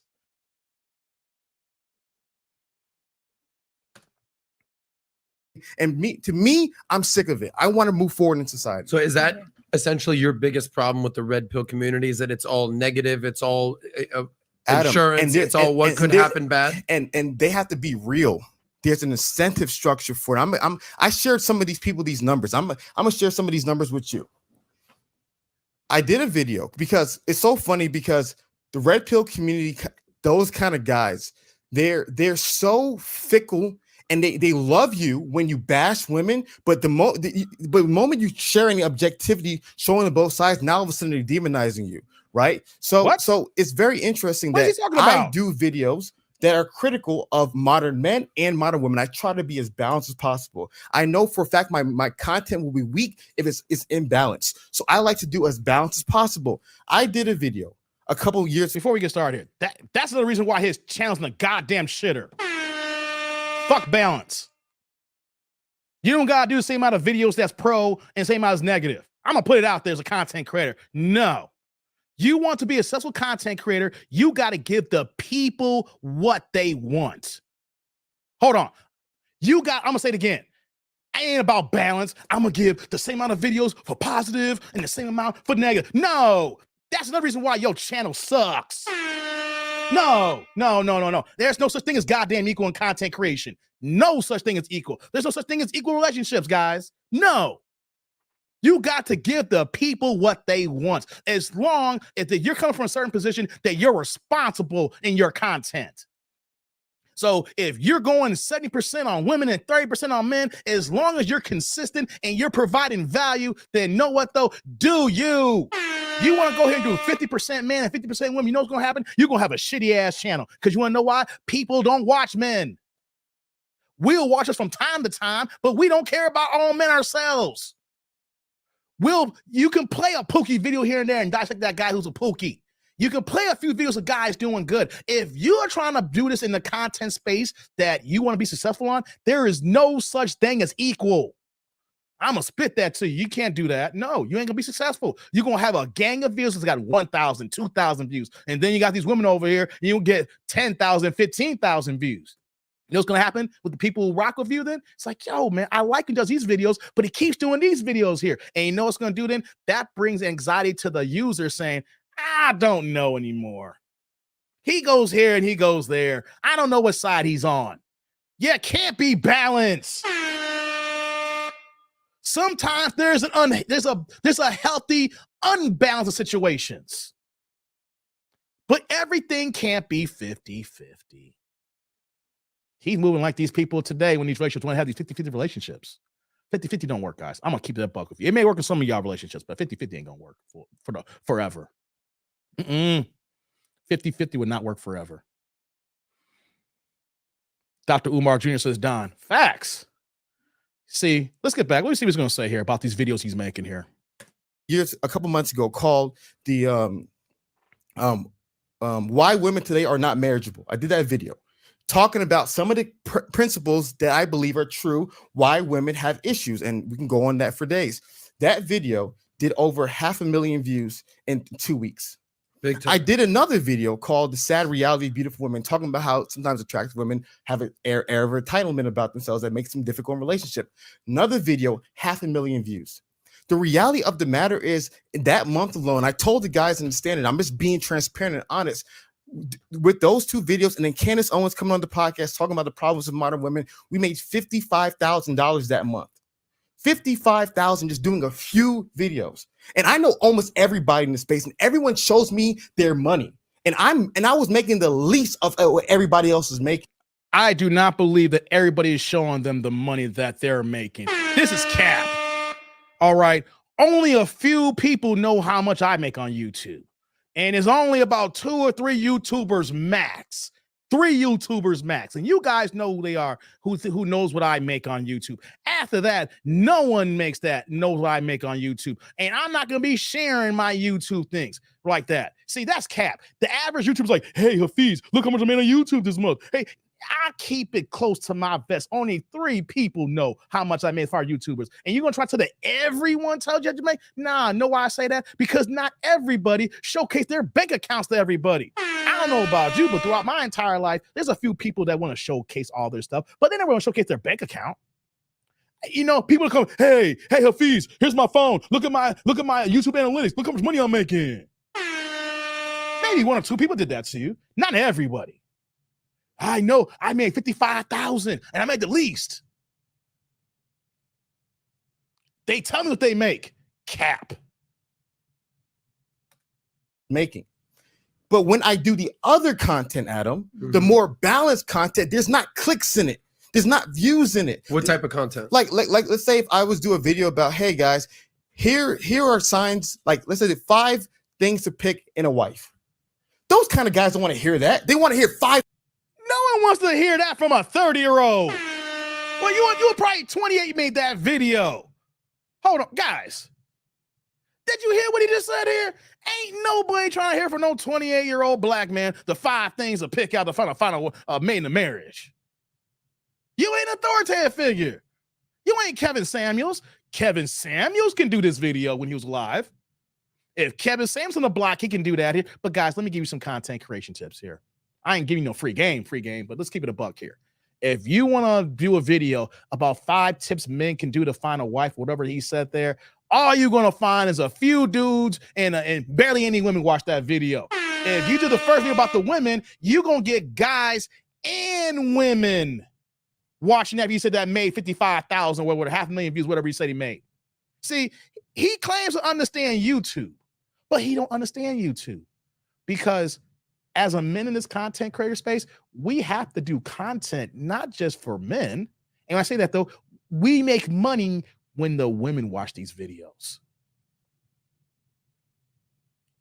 Even if they disagree with me, guys, even if the women don't rock with me, we make more money if these women watch these videos too. We in the space here as men can't rely on men. We can do okay to a degree, but to make real money, to have a decent CPM where advertisers pay for your content, you have to make content that is for clicks and views, and that women will click on it, whether they rock with you or go against you. And the same thing with these men, they're going to click it to see if they're with you or go against you.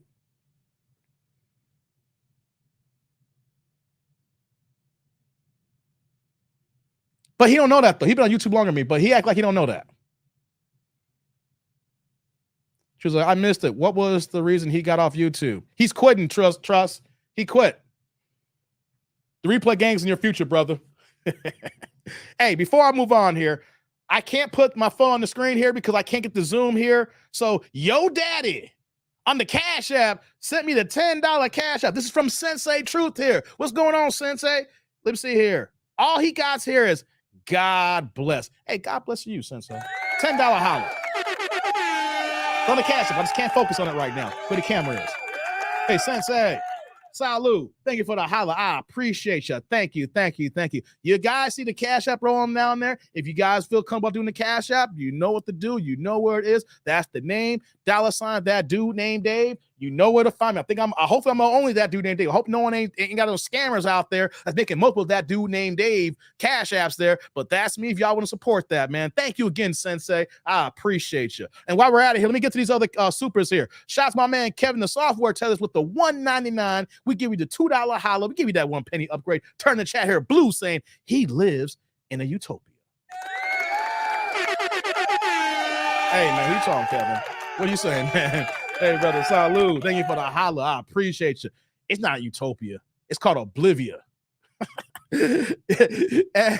Utopia means he's in bliss, Kevin. He ain't in bliss. Unless you want to call ignorance is bliss. Well, then, if you're going there, Kevin, I'll agree with you. His utopia is ignorance is bliss. Thank you, brother. Turn the chat here blue, man. Thanks for rocking with me, Kevin. Thank you, brother. I appreciate you. And right back, we got my man Don Jeter with the $9.99. We give you the $10 holla. Turn the chat here yellow. What you got for me, brother? He says, I've been married 19 years. I'm not even 40, Dave. $1.5 million house. 05 MySpace hit. I knew it was over. I left the country in 07. Got my wife. Hafeez a late bloomer. He a joke. He is giving bad advice. Man, Don, for real? Shoot. Hey, hold on. One more for that $10 holla. Hold on, Don. Salud. Thank you for the holla, man. I appreciate you, man. Thank you. 19 years, brother? Congratulations. I'm 43 years old. You're a few years younger than me, man. You're 40. Hey, man, you found the right woman, man. Congratulations. Here's what I'll say here. I'm not going to be the type of guy here in this space. Let me do this here. About to get back to this video here. I'm not going to be the kind of guy in this space to tell you guys not to get married. I'm not going to be the type of guy in this space to get married. What I will do is I'm going to give you the pros and cons. But I'm not going to be a fee saying, we got to be balanced. You got to look at this 40-year marriage and then look at this divorce here. And no. We don't do that. I don't do that. You know what I do? I'm going to give you all the damn stats about the breakups. Women file for divorce. I'll give you that information. Well, so how many divorces actually last? We'll pull up the state that you live in. You know, we'll talk about that. You know, we'll talk about just being single and how that looks for you. We'll talk about that. We'll talk about if you really want to get married. Okay, then what are your assets? How do you plan to protect yourself in the event that it fails? We'll talk about all these things here, but I'm not going to be the kind of guy that says we have to be balanced. Nah, F that. There's no such thing as balance in these games nowadays. It's all about having your eyes open to have that view to see the right and the wrong. But I'm not gonna give you no damn balanced view. No, it doesn't. Some things are maybe not balanced. Some things maybe have a tipping point. It's always gonna be like this here. But not everything is 50-50. Not everything is going to be equally balanced. The only thing that should be balanced in your relationship is if you pick the right mate so you could be equally yoked. That's the only balance that we need here. And then it can kind of go from there when you're learning your relationship. Don's like, exactly, Dave. If Hafeez don't know what the F he's doing or saying, no gamer wisdom. And here's the thing, Don, and you can agree with this with me since we're in our 40s now. We've been in the game for a second. You've been with your lady for 19 years, almost 2 decades, man. Good for you, brother. Appreciate you telling me that. You really don't know anything until like after 5 years. You'll be shocked when you get to the 5-year mark and you're like, God damn, I didn't know nothing. It takes 2 years to actually vet a woman to really understand if you should be married to this woman or not. I'm gonna keep it a buck. Some people say they can get married faster, but actually in this day and age right now, the way women are moving, you need a good 2 years to vet because you don't know nothing about this person unless you're moving in right away. He don't know what he's talking about, guys. Look at Quick saying, good riddance. Hey, damn Quick. How you doing today? Hey, it's hot out here today, man. How the heat down in New Orleans, brother? How you doing down there? Hey, Tommy's like, I've been married 18 years and he's not lying. That's what's up, Tommy. 18 years. Congratulations to you, brother. 18 years. Man, you don't know nothing in 15 months. I don't care if that was your girlfriend in high school and then you went to college together. And then y'all graduated, y'all came home, then you found a job, and then you had enough money to go ahead and buy that engagement ring, and you propose at 25, you get married like at 26, and then you've been together for like 5, 6 years. At his age, you're like 31, 32. Even at that point, he still wouldn't know what the hell he's talking about, guys, because you don't know nothing until you live with that woman, and then you know that you are committed to that woman, and she's supposed to be committed to you, and then you got years in the game. If you ain't got that, you can't talk. Can't talk at all. Let's finish this off. 5 things wrong with women today. That's what they want to hear. They want to hear more of the negative stuff. They want it reinforced, like CNN. Like CNN does not want to hear 5 things great about Donald Trump. Mm-hmm. Hell no. CNN don't want to hear that. Give me 5 things wrong with Trump. And so to me, when you're doing balanced content, even when you're doing male improvement stuff, because I think there's a difference between real male improvement, because it has to improve the lives of men. Fitness, emotional health, spiritual growth. When you're doing that don't get views. And views in my comments would always talk about this, that dang, the girl stuff gets 10x the views of the male improvement stuff. And also when Fresh and Fit will tell you the same thing when they do their finance stuff. They've always told me, I don't know if things have changed. They've told me when they do finance, dudes don't watch that, but they want to watch the girl stuff, right? Well, and look at the girls that they have, the Fresh and Fit. I've talked with them and I told them I would love to do a one-on-one, but I'm definitely the exception rule, so I'm not great for that. But they bring girls on there that are very. I don't want to make it about Fresh and Fit because nothing but respect. I don't like to criticize anybody who's not in the room. Gotcha. I was just bringing them up about the point of they told me when they do finance, the other guys don't watch them. So my thing is that there's not a financial incentive. So if you're a content creator, Adam, and I'll give you an example, and if you do this type of content, you're making $50,000 a month. You do the other, you make 6. Which one are you going to lean towards? Yeah, of course. Yeah. So as a content creator, who like this is our first time we're meeting in person. Sure. But you strike me as a person who's just telling it like it is, based on your life experience. Okay. You don't seem like the type of person.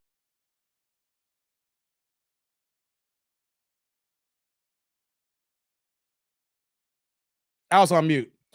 I just want to play that clip there. I wasn't going to give him that much time. I wanted to play the goodbye message, and then I wanted to showcase this is why he's not on. His channel's not popping. Why he's leaving the roommates. You see, here's the other thing I want to add for this conversation here. Hafeez pulled the wool over a lot of people's eyes. People were thinking he was red pill. People thought he was part of the manosphere, right? And you know why? Because I say this all the time with women. We got to say this with guys too as well. You let them talk long enough, eventually they'll show and reveal themselves. Hafeez didn't talk a lot because he was part of a collaborative that was mainly interviewing. So you're not hearing his talking points the way that I talk. The way that I'm here when I live stream, you're going to catch me for 3 hours. So you know what that means? You know where I stand. You know what I believe. You know which side I get down with. You gonna hear me talk for 3 hours plus every single time we do a live stream. Maybe it could be 2 hours depending on, if we have another tornado. Guys, the weather's getting kind of janky out here, guys. We got quick. We got 90s here. We got thunderstorms coming again, man. It's crazy. I don't know what the hell's going on in Chicago. It's July, but it ain't the same kind of July. Right? But what we got here is that people don't believe you. You're a hypocrite. You're a grifter. People thought he was red pill. People thought, man, he over here interviewing alpha male strategies. Like if you do that, we're gonna be thinking that you kind of have that kind of conversation. There's supposed to be like a mutual respect that you guys have the same ideological viewpoints, because I didn't see another pushback. Wait, Sheila, we got another tornado? Hold on. I'm gonna keep talking here. Give me 1 second, Sheila. I saw thunderstorm, Sheila. Let me look at something here, guys. Give me 1 second. I don't want to lose my viewpoint here. It's just weather's been crazy, man. Sorry for the replay gang, guys. We got crazy weather in Chicago. Oh, yeah. It just popped up on my phone here, Sheila. There's a possible risk of severe weather now. That just changed. Since I live streamed here, I've been going on for like 2 hours right now. This message wasn't on my phone before I came on here. They're talking about severe weather. Damn, man. All right, guys. Shout out to the Chicago weather and Mother Nature, y'all. Let's get back at this again. We thought that he was red pill. We thought he was manosphere. Like I said, if you do collaborations with certain people and there's not much pushback, you have a good dialogue. There's not a tense body language that's going on. You agree, and even there's a disagreement, then there's logical conversation behind it. You would think, oh man, he rocks with AMS, or the interview he did with Kevin Samuels. Now, at the end of Kevin Samuels' life, Kevin Samuels said that he was no longer part of the manosphere. Right. But the same thing that I'm saying no longer part of the manosphere, the same reason why Osei Drew Jackson's not part of a manosphere, in the same way how Kevin Samuels was saying that is we have the similar talking points because we're part of the red pill community. And some people take red pill the wrong way, but I'm gonna give y'all a little tidbit here. Guys, when's the last time y'all read y'all Bible? For y'all goddamn Christians out there, you don't get no more red pill than the Bible. Put it out there for y'all right now. Y'all may not think y'all red pill, but if you over here rocking the Bible, Jesus Cristo, Jesus Christ, Jehovah, Yahweh, whatever your translation to the true God you want to say it is, you rock with that Bible, you don't get no more red pill than that. That's a fact. So when Kevin Samuels said he was not part of the manosphere, it was about more of a branding. And top of that too, with the manosphere, guys, Congress is on male-centric's ass. So there's certain things that we got to say here now. And as we get older, we're going to mature with our content. It's like, oh, no, we ain't going to, we can say the greater manosphere or red pill. I'm just going to say male-centric conversations here because I ain't trying to get docked by Congress. But what Team Peterson, the Quran, the Bible, and the Torah are all RP is F. Facts. Team Peterson. Facts, all the religious books. Exactly, Sheila. The Bible's totally red pill. You know what I'm saying? So when we see him do these collaborations, we thought that he was red pill man. When the manosphere was popping, when the manosphere was hot, when Kevin Samuels was on top of the food chain, and you had all these other great black content creators that were coming in YouTube and was getting this YouTube money. And I saw from afar, so I want to get in too. We thought Hafeez was this here. And then what happened, guys? We let Hafeez talk. He decided that he wanted to go on the talk show circuit and he wanted to do the collabs. And now that we were able to hear him talk, we knew where he stand. He was basically the male, just racist things.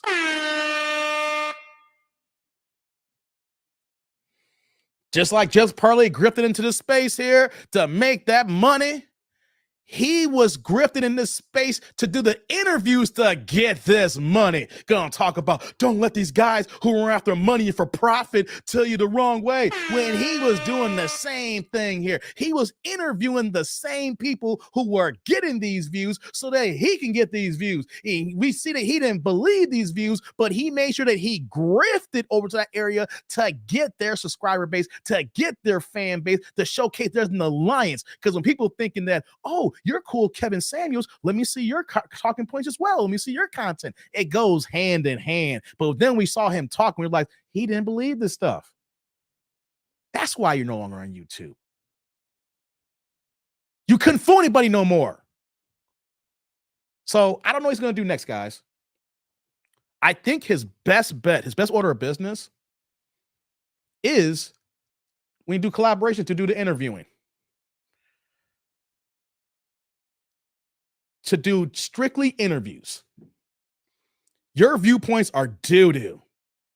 You will not have a proper viewpoint in this relationship space until you get older, until you get through some growing pains, until you get some notches on your belt. Those notches are years. Get you a kid.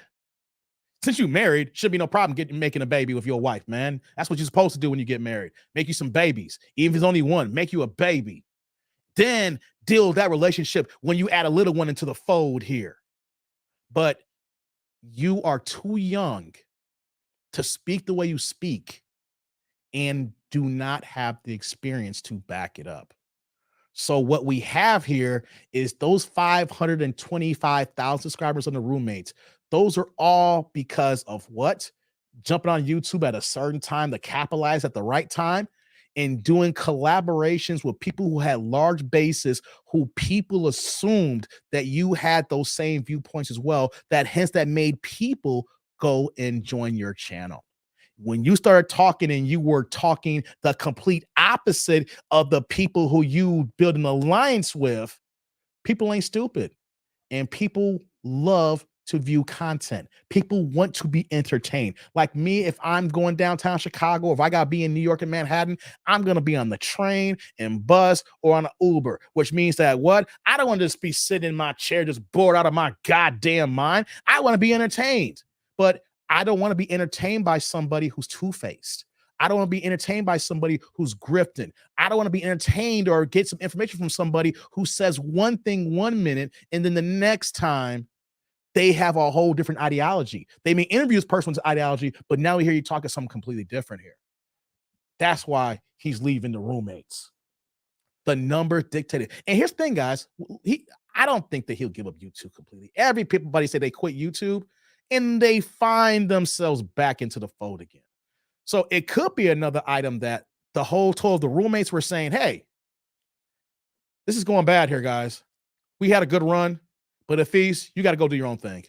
We want to keep this going here, but you are the lightning rod that helped keep this thing down here. Our views are down, but we're going to try to do this way we want to do it, and you got to do your own thing. That could be another thing too as well. So is he going to be gone completely? I don't believe him. I do not believe him. I heard, it's not like he's going to do a podcast, but guys like him who have that kind of exposure, even if they're going to the tanker right now, we all got egos. And it's only a matter of time after a little bit of a break that we'll see him pop up on some YouTube channels, maybe on his own damn channel. But here's what I'm going to say here. This breakaway, I hope that he gets some understanding.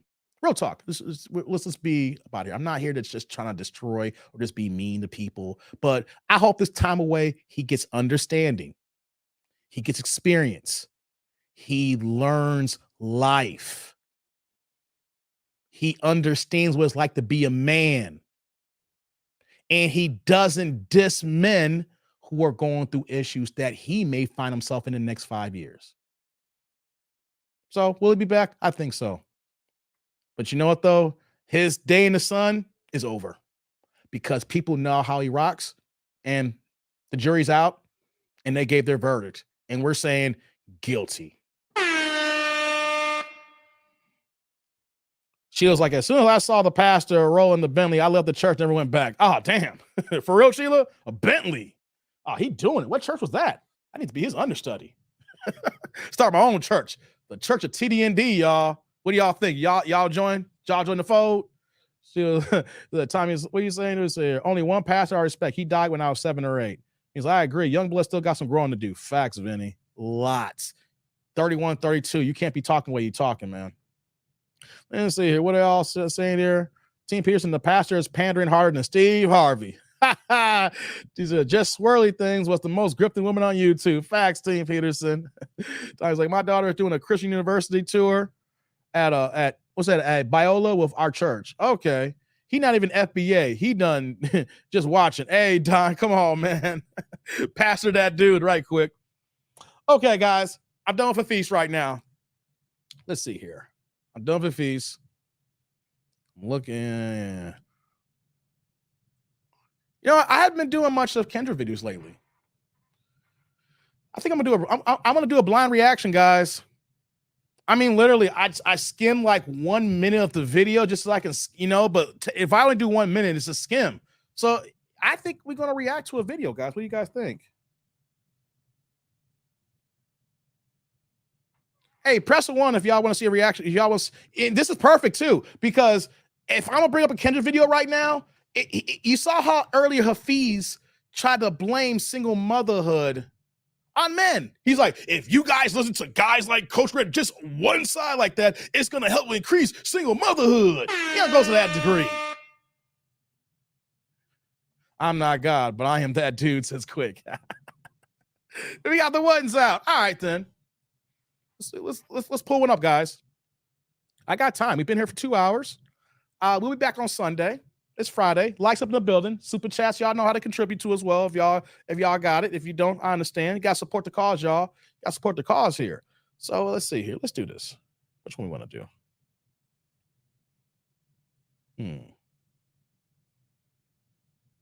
Got that one. Let's do this one. Sheila, everybody dropping the ones. All right, then let's do this one then. All right, guys. Likes up in the building. Let's get it going here, guys. Let's do it. Friday evening. Y'all just getting off work. Y'all getting ready for the weekend. I don't know, guys. Here's the problem I have here, right? I might need to move these lives a little bit later to get some of y'all. I've been doing, first I did 5 p.m. Eastern, and I moved to 6 p.m. Eastern here as we start off here. And I need to ask y'all if I need to move this to 7 or 8. Because everybody who comes in at the end, I get these messages, Dave, I missed the live. I get off work late. I'm commuting. I can't get to you, Dave. And I know it's a time where people are commuting rush hour, and I'm just getting off work, so I'm trying to get this in. So it's a work in progress, but I know where the chat is at, and it's like they're commuting. So we might have to move this to 7 p.m. Eastern, I think, guys. Who means I'm good. I hear you, man. Nah, midday day, people watch at work. Well, people ain't at work right now, though, Don. People are commuting from work. I would love to be midday, but I work too. I would love to do this live stream at like 2 p.m. today or at noon today or 1 p.m. But I be at my job too, so I do this right after work. But before we get started here, I'm thinking we might move to 7 p.m., guys, because I'm trying to get to the people, because it hurts me when people come in, literally people come into live at the last second. I be in the live. Damn it, Dave, I just got home. I missed you. You guys have no idea how many people say who come in late after 7 or 8 p.m. It's a lot of people, guys. And just still, I'm working on it here. Right? Sheila said, you're commuting at 5 p.m. and you're in my neck of the woods. Yeah. So on the fringe, guys, I might make an announcement on Sunday. We might move these to 7 p.m. starting off here. I'm trying to get all y'all. You know what I'm saying? And as much as I love the replay gang, it'd be dope if I had y'all live. So just out to the replay gang. And if y'all listen on the replay gang, let me know if y'all want to do 7 p.m. start off here. That'd be a good time that you get it. Some of y'all on the East Coast, y'all, especially Central, y'all getting off work, y'all commuting home. And then when y'all get in, you can put me on the damn big screen.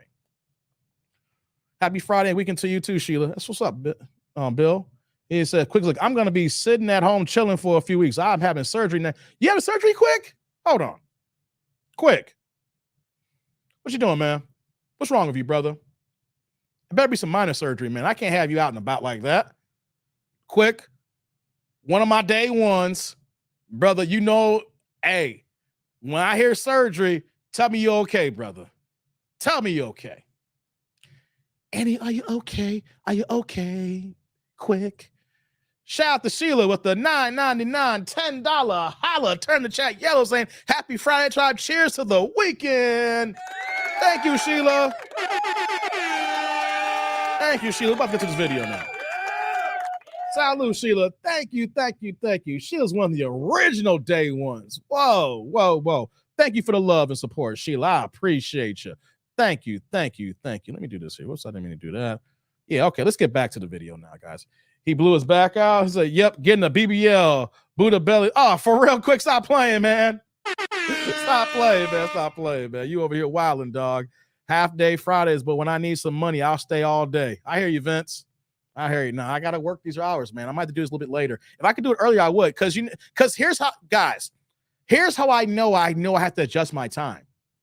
Because Theo, Do Better Podcast, right? I sent the people who support me over to his live stream, right? I wanted to help him out, and we helped him out, and he passed me out the water, right? But here's what I noticed, though. Like, the time that I came on now, most people who rock with me in the beginning, I was live streaming every day at one point. It was like 6-7 days a week. So I was able to get everybody. Now that I go like 3 days a week or something like that, I see everybody in Theo's chat like at 9 a.m. But this is the time where people are working, commuting, and it's kind of fun. Like, people's like, yo, Dave, I ain't seen you in a while. I know I'm here the same time. I was like, I can't get to you, Dave. I'm driving. So let me know. 7 p.m. Eastern. Let me know, guys. Theo got set time. These people have alarms for Theo. You're right. He comes in so early. Like, either you're commuting to work or you're already in the office. Like me, this day is, right, this time period here, it's hard to catch people, So if I could go early, I wish I could, man, but I got a career. We got to do what we got to do, man. Okay, guys, let's do it. Lights up in the building. Yeah, quick. Have a good recovery, man. Since it's, I'm going to watch him on Sunday, quick, so we'll talk to you before you go under the knife, if you can make it on Sunday. Okay, guys, let's get into it. David's going on at 7 a.m. Nah, I wish I could, like 7 p.m. 7 p.m. Sheila. I can't. No, that's too early. I got to work. There's no way I'm going to get up that early, then do that live stream, and then go to work. And on top of that, too, if I do it that early, I'll be in the same time with Theo here, and even though it's only 24 hours in the day, I'm not in the business of trying to go up so early that we split in the crowd. I just got to find a better time to get everybody. He goes so early, I got to go later, I can watch anytime. If it's a set time, I'll wake up. I hear you, Don. All right, guys, let's do it. Lights up in the building. Let's continue. Just hold it. I had you like propped up, but maybe, I don't know. Is this okay? Yeah. Have you heard that you look like Chloe? No. No? Yeah, I can see the resemblance. What's your name, honey? My name is Brielle. Brielle, where you calling us from, babe? Cincinnati. Oh! Cincinnati. How old are you? Wait. Where Derek at? Where is Derek at? Oh, there's Derek. Derek. Yo, black ass gotta take the L again. Derek, you see how this works? See how you started this deluge here? You were clowning for months that I didn't do the natty for 4 months. And what happened? It seems like every time I find a video, it's from Cincinnati or somewhere in Ohio. Man, Derek, L's all around. First to Shauna L's, brother. And please don't tell me you're going to spin that block again.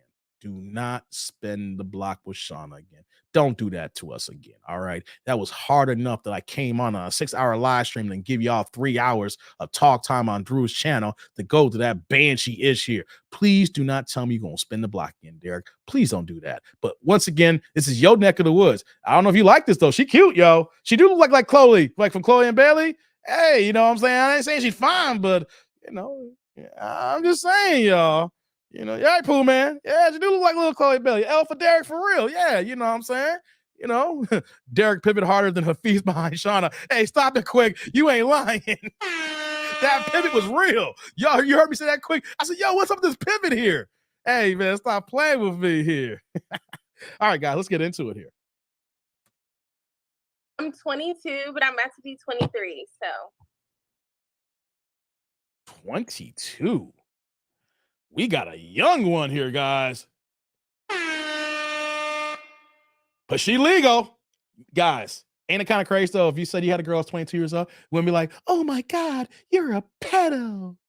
Why can't you get a girl your own age? See, old women hate girls like this here. 22, you know, got the skin glistening, got a lipstick and lip gloss popping, got the skin all clear. You know, you might say that's makeup on her face, but we can tell by her skin and her arms and her, you know, she got some clean skin over there, you know. But right, Thomas, you're right. This can go bad, Thomas. You right. What, 22? But she really 23? Then he's like, fresh meat. Hey, stop playing, Vinny. Stop playing.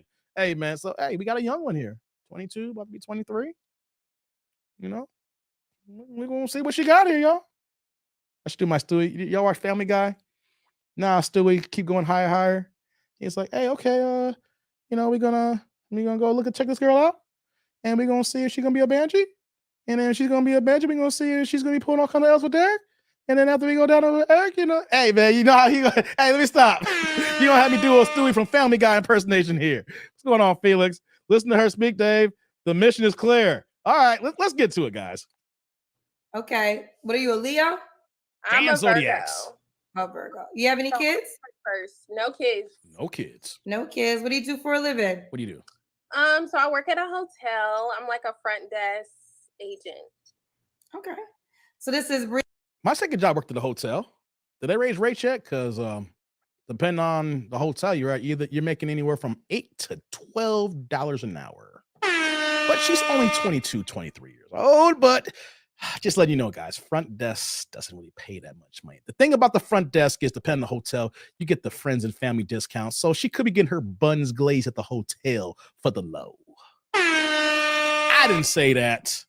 I'm not saying, but I'm just saying. Terrence like another Indian person. She got lunch lady arms. Hey man, come on. She a Virgo, no effort needed. Just ask to smash on site. She going, come on, Don.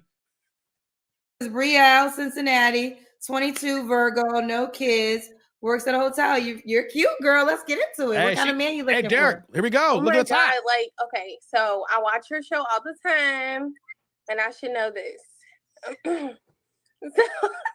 Okay, so I'm just wait. Before she gets in, God damn, Kendra, what kind of wig or weave you got on tonight? There is a shivering horse in California right now, because that's a lot of damn hair. Some horse, it's a bald-headed horse in Chicago right now, all right? That's all I got to say, because that's a whole lot of something that's on her head, that's down to her shoulders, that's going past the breasts, that look like it's going down to her stomach. God damn. Hey, yo, I bet you that bald-headed horse is out here saying, where the hell is my goddamn hair at? Where's my mane at? I can't miss it, guys. I'm sorry. That's a whole lot of hair. It's more hair than normal that she got. All right, guys, let's continue. I'm just looking for somebody nice, you know, serious, you know, preferably somebody like 30 and older, because I just feel like, you know, younger guys sometimes can be immature. You know, I can be immature myself, so I kind of want someone that I can look up to. So you want a guy 30 and older. Okay, fellas, older fellas. Is that it? You want to go to deal breakers? Sure, yeah, we can go. Wait, before we get to deal breaker, hey guys, if you are 30 and up and you want a young tenderoni, you can go into this IG inbox, guys. All right? If y'all want this young tenderoni who said 30 and up, 20 is too young, fellas. You want to rock with this young tenderoni. You want them brand new buns. Those are fresh buns, guys. Yeah, I'm being kind of hard, but fresh buns. All right, out the oven. This is not no 42-year-old buns with 4 kids and 4 baby daddies. This is 22 with no kids. I'm just trying to help y'all out. Look at Quick here.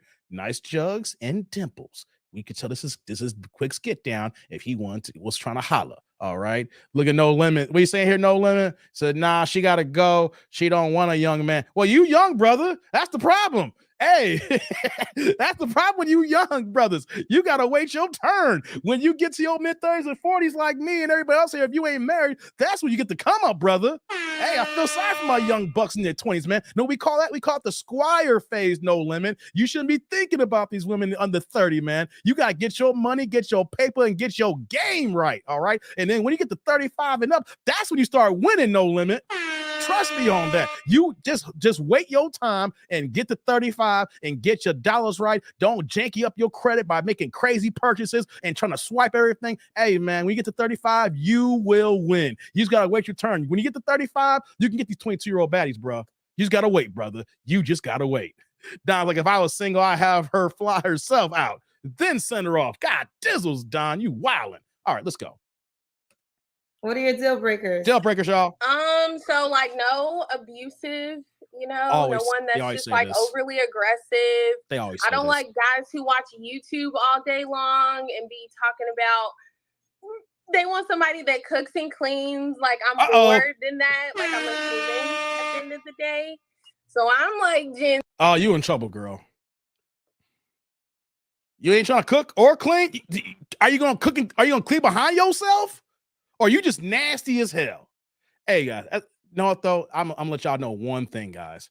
As much as a young girl is like this here, she's probably witty. She could be fun. She know what that mouth do. You know what I'm saying? She know how to throw it back on you. You know what I'm saying? She extra sloppy on the Gok 3000. But you want to know some guys about these kind of women, and she could get all those check boxes. But these 22-year-old girls are nasty as sin. All right, they don't clean up for nothing. Shoes everywhere, drawers everywhere. They get dressed, they throw 5 outfits on the damn bed before they leave out the house, and you times that by 4 days in the week, and they got all they jink on the room, guys. Hey, as much as bad as these young girls are, they are filthy as hell. These women at this age are worse than boys. I'm gonna tell you right now, boys that are teenagers are horrible. Girls, when they get to their 20s like this, they're horrible, all right? So I'm just giving this to you right now. I'm sorry. She don't cook or clean and leave, says Thomas. I hear you. Let's go now. Gen Z, like, I don't think we really play with that. Like, it's just like, whatever. Yeah, she do got DSLs, Pooh, man. So you don't want to cook and clean ever? I don't know. We can hire somebody for that. I don't mind, but I'm just saying, like, that shouldn't be all I am to you. Okay. Do you want to be a housewife? You don't even know anything about no gender roles, girl. Hey, ladies, y'all got this thinking at 22 years old, this could be the future of you at 38 talking the same ish, but you already got 2 kids by then. One day or not? Oh, I don't want to work, so. Oh! I don't know. I haven't figured it out yet. You don't want to work? I'm trying to figure it out. So you want a man? Oh, guys, she don't want to work, guys. I don't need to continue this video. We're going to continue it, though. If she ain't trying to work, you know what this is, guys? She ain't for you. This is what we call straight for the stroke. Any woman who don't want to cook, she don't want to clean, and she don't want to work, all she is good for is what that mouth do and what that booty do. And this is, I want to make sure I understand. Okay. So you don't want to cook and clean. You'd rather hire someone, and you don't want to work once you get married. Okay, I'm gonna take that lazy. Back. I'm gonna take it back. You sound crazy now, don't you, girl? Sense. That'll make no sense. Okay, so I don't mind cooking. Don't really know how at this point, but I don't mind learning. You know what I mean? Okay. I love to clean and organize and. You are 22 years old. You don't know how to cook?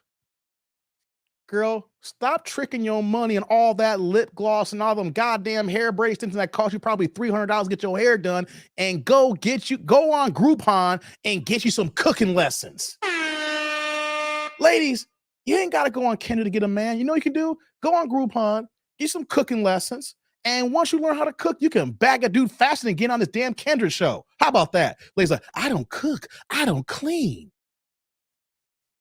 And all you're going to do is find dudes just trying to give you the stroke. And decorate. So, like, I do like the house and home and stuff. But I still want to live my life. So. Oh Lord. Yeah. Okay. All right. Let's keep going. Do you want kids? Okay. No. Yes, I do. You do. All right. Yeah. Can the guy have kids already? Maybe one. Maybe one. Okay. Maybe one. Does he have to look a certain way? Looks. No. You don't care about looks? Does he have to make a certain amount of money? Money. Here we go. No. Wait, you don't. Wait. Whoa. We'll keep it moving, but I don't believe that to be true. Well. Wait. You don't cook. You don't clean. And you say if you get married, you don't want to work. That means that if you get with a Pookie, that means you're gonna be on state welfare assistance EBT link.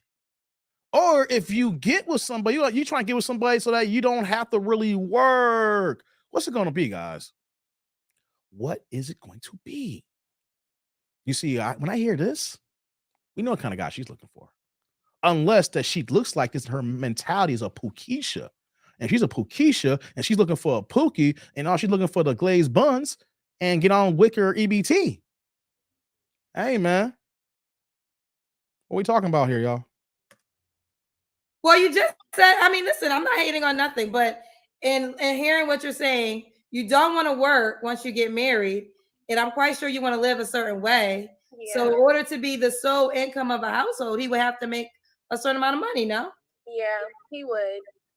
So he can piece that together himself. You know, I don't want to be like Judge Judy and like lay the law down.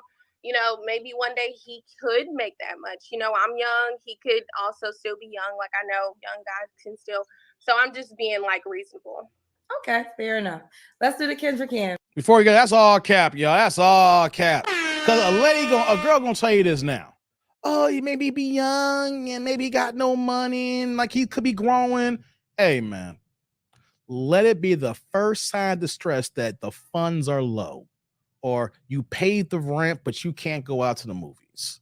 Or she want to go out to eat, and all you can afford is Burger King. We're just gonna go get this number 9, you get you a number 6, and we'll make sure we'll supersize that bad boy. Hey, women like this here, guys, she can say that all day. Like he could be young. Nah, soon as she feels a little bit anxious, a little bit uneasy about the money game, when she feels uncomfortable, she is out the goddamn door.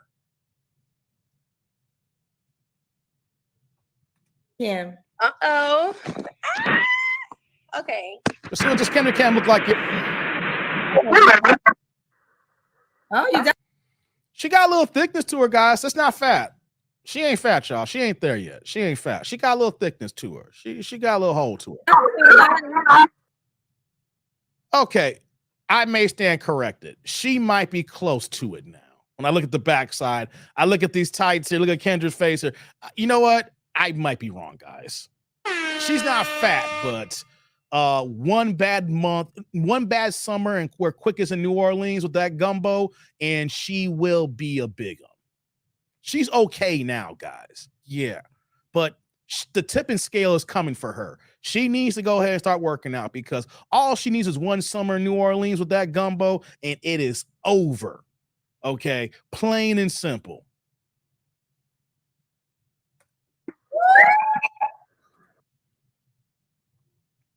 Look at that butt when you turn the lights on. Okay, I'm just giving y'all play-by-play here. Pick the phone back up because we're hearing a feedback. I have my Instagram. Say again? My Instagram should be tagged like you mentioned. Say what happened now? What'd she say? Instagram, is that the next question? No, it's not. Oh. Okay. Nothing that we didn't get there yet. We didn't get there yet. Okay. The next question is when Thomas, no waist trainer. Because we see her stomach. She has tights on that's covering her stomach, but there's no waist trainer. If there's a waist trainer, she's sucking her stomach in and got her tights pulled up past her tummy, but that's not a waist trainer. If she had a waist trainer and she wouldn't be wearing that top there, we would see the material within the waist trainer with that top right now. I know what you thought you may sell there, but there was no waist trainer there. But women do use waist trainers. She probably do use waist trainers when she goes out. She's at home right now with a little workout outfit on, basically, you know. But I know you're getting that, but no waist trainer there, bro. Trust me, I know waist trainer. Unless my back was turned or I wasn't looking at a certain angle. But I thought if I saw her belly, then I didn't see waist trainer. When was your last relationship? Matter of fact, let me rewind it back just to make sure, Thomas. Let me rewind that back here. Let me do that. Oh. When you turn around. Oh, hold on, guys. Yeah. Let's do the. One day he can still. Do this again. Uh-oh. Huh? You see? No waist trainer. You see that right there is a top. See, guys. You see where her gray spandex ends and where her top ends and where it begins and ends there? The waist trainer would cover that up.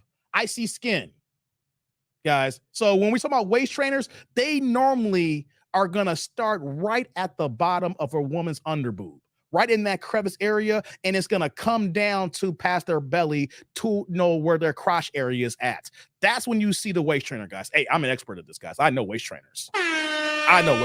All right. So just letting y'all know, I just gave y'all some free game on the waist trainer game. If y'all don't know waist trainers, it's going to start right on the underboob and it's going to come past her belly. And majority of the time, they're going to wear a black one because black one is going to be a basic color that they get away with their outfits.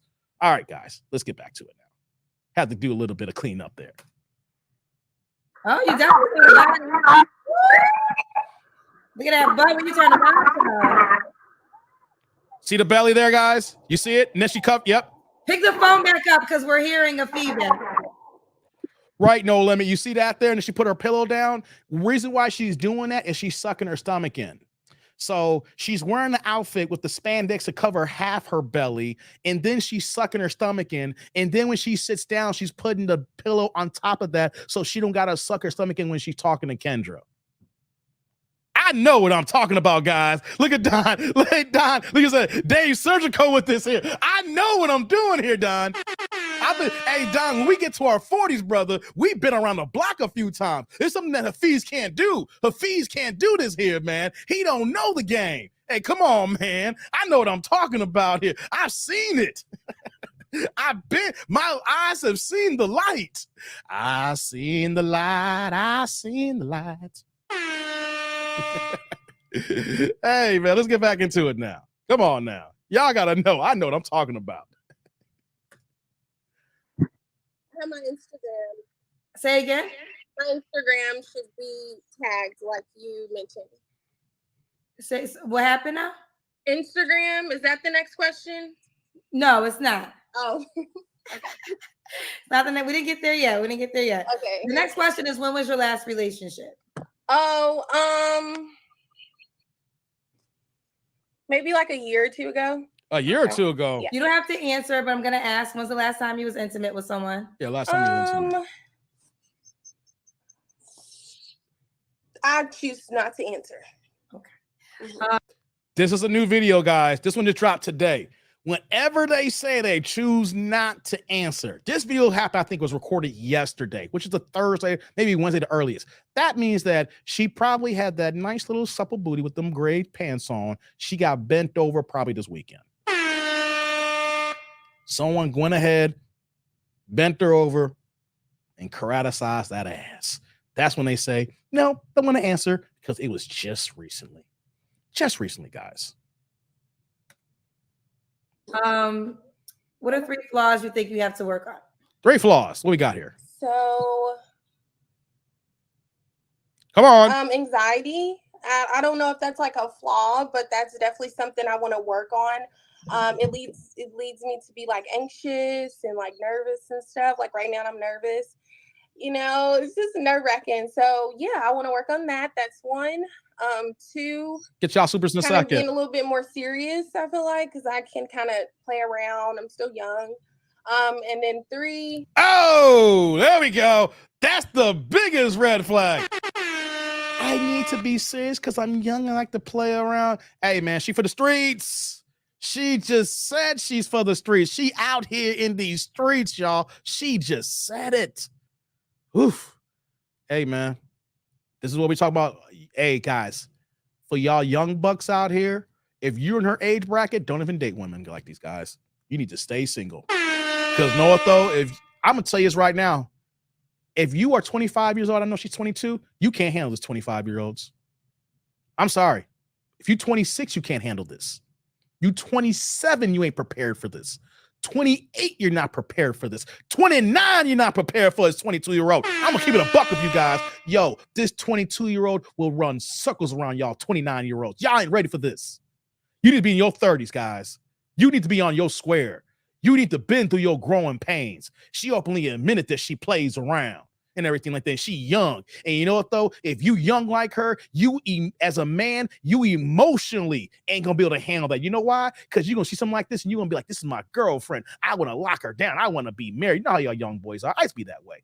I used to be a young buck. I used to be all green and blue like that, right? But when you get in your 30s, you got your one eye open. You're like, all right, you know, I want a young one, you know, because if she has kids, you know, I want to have multiple kids. You get the youngest girl possible you're trying to deal with here. But you will be mentally and emotional ready for a young girl like this if you choose someone in their 20s. If you in the same age bracket, guys, you ain't got a goddamn chance.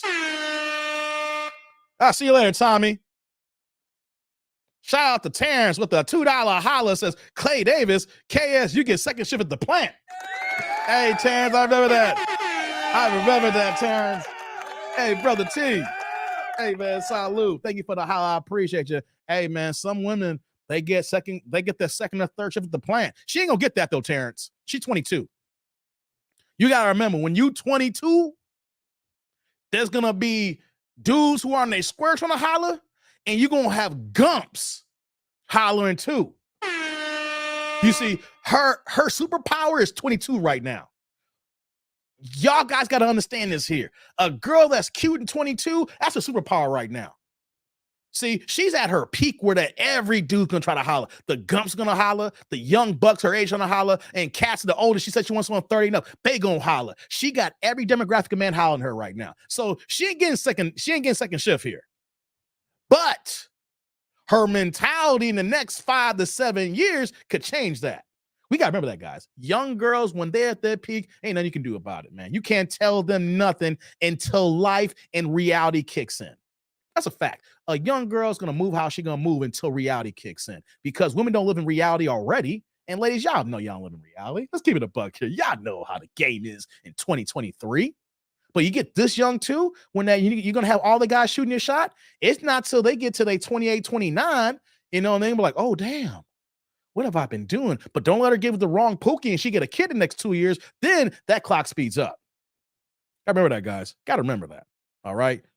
I have no emotions like Mr. Spock pounding her buns. Hey, man, that's how we got to be, like that quick. Shout out to my man Jermaine with the $2 holla. Turn the chat here blue, saying, checking from Cincinnati. Keep up the great work.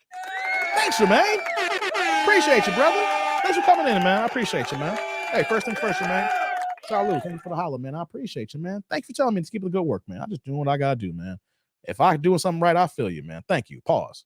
She going to pull the first shift manager. Stop it, Zick. First shift manager. Hey, come on. Come on, Zick. First shift. Hey, man. Hey, man, you wildin', dog. You wildin'. Look at Bill over there cracking up right now. Let's get back into it. I feel like narrowing down like some type of focus in just life. So I don't know if that's a flaw, but yeah. Okay. And why would a guy be lucky to be with you? Okay, so I think we would be lucky to have each other. I like when people say that. And just because I feel like I'm, you know, like it's not like a clean slate, but I'm just, you know, ready. I feel like, because I'm like working on myself, so I want him to work on himself. So I feel like we can work together. Okay. And you want kids, right? I do. Does the guy have to be in Cincinnati? No. No, he does not. All right. All right, Lou. Let's say you definitely an attractive girl. So let's get into it. Okay. And you want 30 and up, you said, right? Yeah, preferably. Okay. How can the guy reach out to you, sweetheart? Now is the time for your Instagram. Right. So it's like tag, like you be saying. So I did that. Yes, you did. I appreciate it. It makes it easier for the guys to follow you. So Brielle_XO. Brielle_XO. Okay. Yes, ma'am. All right. Thank you. You're welcome. Bye, sweetheart. She is out of here. Are you out here, Pooh, man? See you later, Pooh. Hey, let's do a quick recap here, right? This has a couple of things we can look at here. She openly admitted that she's young and plays too much. So you want to know something? I don't think a 30-year-old can get her right. Let's say that she was serious about being in a relationship. It's going to take someone at least 35 years old. Physically and mentally, let's say that she really wanted to be in a relationship, she was like, these boys ain't doing it for me. I want a real relationship. Let's say that she was intentional. Like, I know that's not the case. You just got to humor me with the conversation here.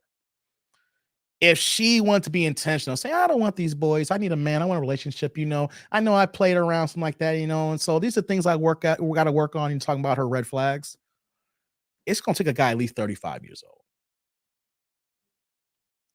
22 to 25, nope. He going to cry. He going to cry in the car about her.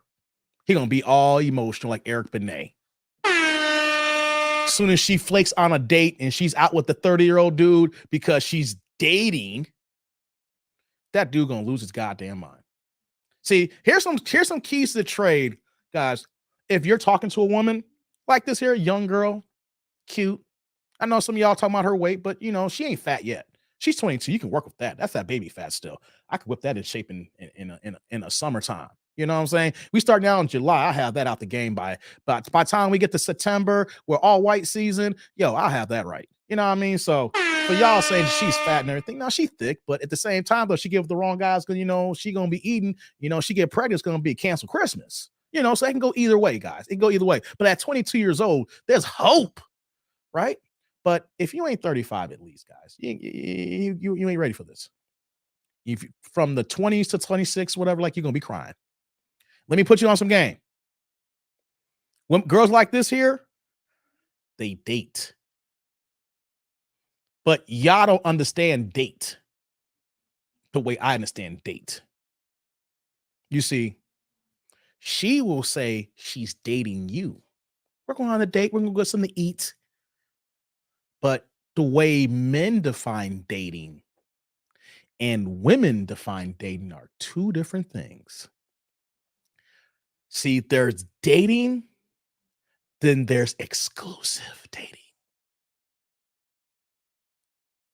I don't think y'all hear me, guys. There's dating and being exclusive in your dating. And women don't tell you this until you find out that she ain't going out with you that night. She's going out with somebody else. That's how girls like this roll. When you say, I'm dating. No. She out here playing the field where she said here. And I'm just trying to give y'all some lingo, especially my man No Limit here. Right? If she says she's dating, you're not the only one. There's at least 2 or 3 other men that she is entertaining seriously, with another 4 or 5 that she may talk via text message every 3 or 4 days just to check in. I'm getting to that, Don. Don, you let me finish. Dave Nichols, no, you ain't let me finish, Don. I'm still cooking. Remember, I'm surgical? I can't be done with this surgery until I sew it up. I'm still cutting right now. I'm looking at valves, looking at arteries right now, and I'm trying to seal the wound, Don. I'm being surgical here. So she's going to have the couple of guys I said, then the guys in the 4 or 5. Then there's going to be a few guys that she's known for the past. They gave her some good sex, but she's something she don't want all the time. He's cute. They have a good time, but it is something that she don't want to deal with every day. You see, and the reason why I'm saying it's all good, Don. And the reason why I'm saying all this because I learned that at 25. Oh yeah, I learned that at 25. Oh, I was talking to I mentioned her. Like so many girls I've talked about, and you might get confused. You think it's all one girl, but no, there's several women here at this time, right? And I never forget, we have been kicking it. I've known this girl since I was like 21 years old. We'll kick it. We will always have the thing. We'll kick it and then we'll break up or stop talking. And then she'll come back into my life. No, it's not. Keep running in and out of my life. Keep on running. Yeah, I can't sing, but y'all know what I'm talking about, running in and out of my life, right? And I never, the biggest gut punch I got when I wanted to go out and hang out with her one night. And she's like, I already got plans. I said, all right. And then the next thing you know, it took me a while to extrapolate these plans to find out she's fine being honest, like it's another guy. I was upset. I was mad. And then she told me, Dave, when I date, but we're not exclusive.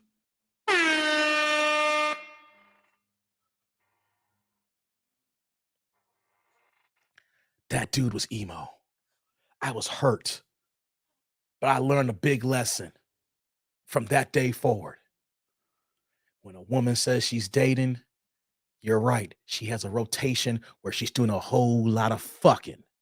And even if she's fucking you ain't the only one she's fucking. And we were fucking. But I found, and I thought I was wearing it out. I mean, I was. But it doesn't matter if you are wearing it out. It doesn't matter if you making that thing stink. It don't matter if you got her saying, Lord Jesus. That is only for that night, depending on how long y'all time is together, if you ain't crashing or not. Because best believe, after she gets over the nut glow, and when I say that, it matters if that nut is in her honor, you run the I don't know. Right? Once she gets her clarity and you out the door, she's already texting those other guys because she may not be smashing them, but she's hungry. And maybe you good dick bae. Maybe you are GDB. You know what I'm saying? You are good dick bae. But you want to know something?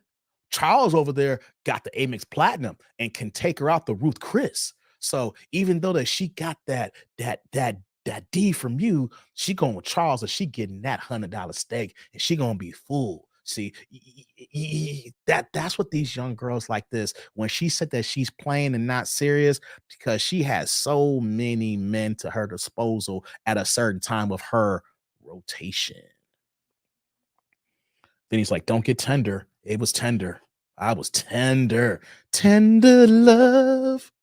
Oh, so sweet. Baby, I'm still. Hey, come on. Come on, man. It's like my high school sweetheart tried to run and out as well, the track star. Oh, for real. Dave, you have to realize populism of demographics of our race hasn't been to college, so dating isn't relative. That's a good point there, Don, because college is a big that changed a lot of dating when you go to college. A lot of us, now, here's the thing though, Don. We have more black men in college now than we did about 22 years ago. When I say that the disparaging difference between how many black men were in prison compared to college. For the first time in 22 years, we finally tipped the scale where we have more black men in college compared to more black men in prison here. So at this point right now, Don, we might see some more men now compared to the last generation or two of men who will be experiencing different kind of dating in college. But still, Don, the problem that we have here is that age breakdown demographic. Even if she's in college, when she's in college, she's 21, 22 years old, she's still going to want the older dude because she's dealing with that struggle love when you in the college dorm, guys. And once she gets a taste of an older guy who got his own car, got his own job, and got a credit card and can move the way he moves here, and you over here in the dorm can only go ahead and use your food card or you stack up a few dollars so you can go to like the college outing on a Saturday night, that's a big deal. She's like, okay, I can kick with you during the day, but you know what's going to happen? The older dude, homeboy's going to roll on his nice, clean car at night. Beep beep, and she gonna hop in and get those buns glazed by that new digger. So I say all this to say, guys, most of y'all, majority of us ain't ready for no 22-year-old girl like this here who openly admitted to that. She didn't come out saying that she's traditional or she learned from her father and her mother and she's waiting for the right man. She's like, nah, I've been playing around.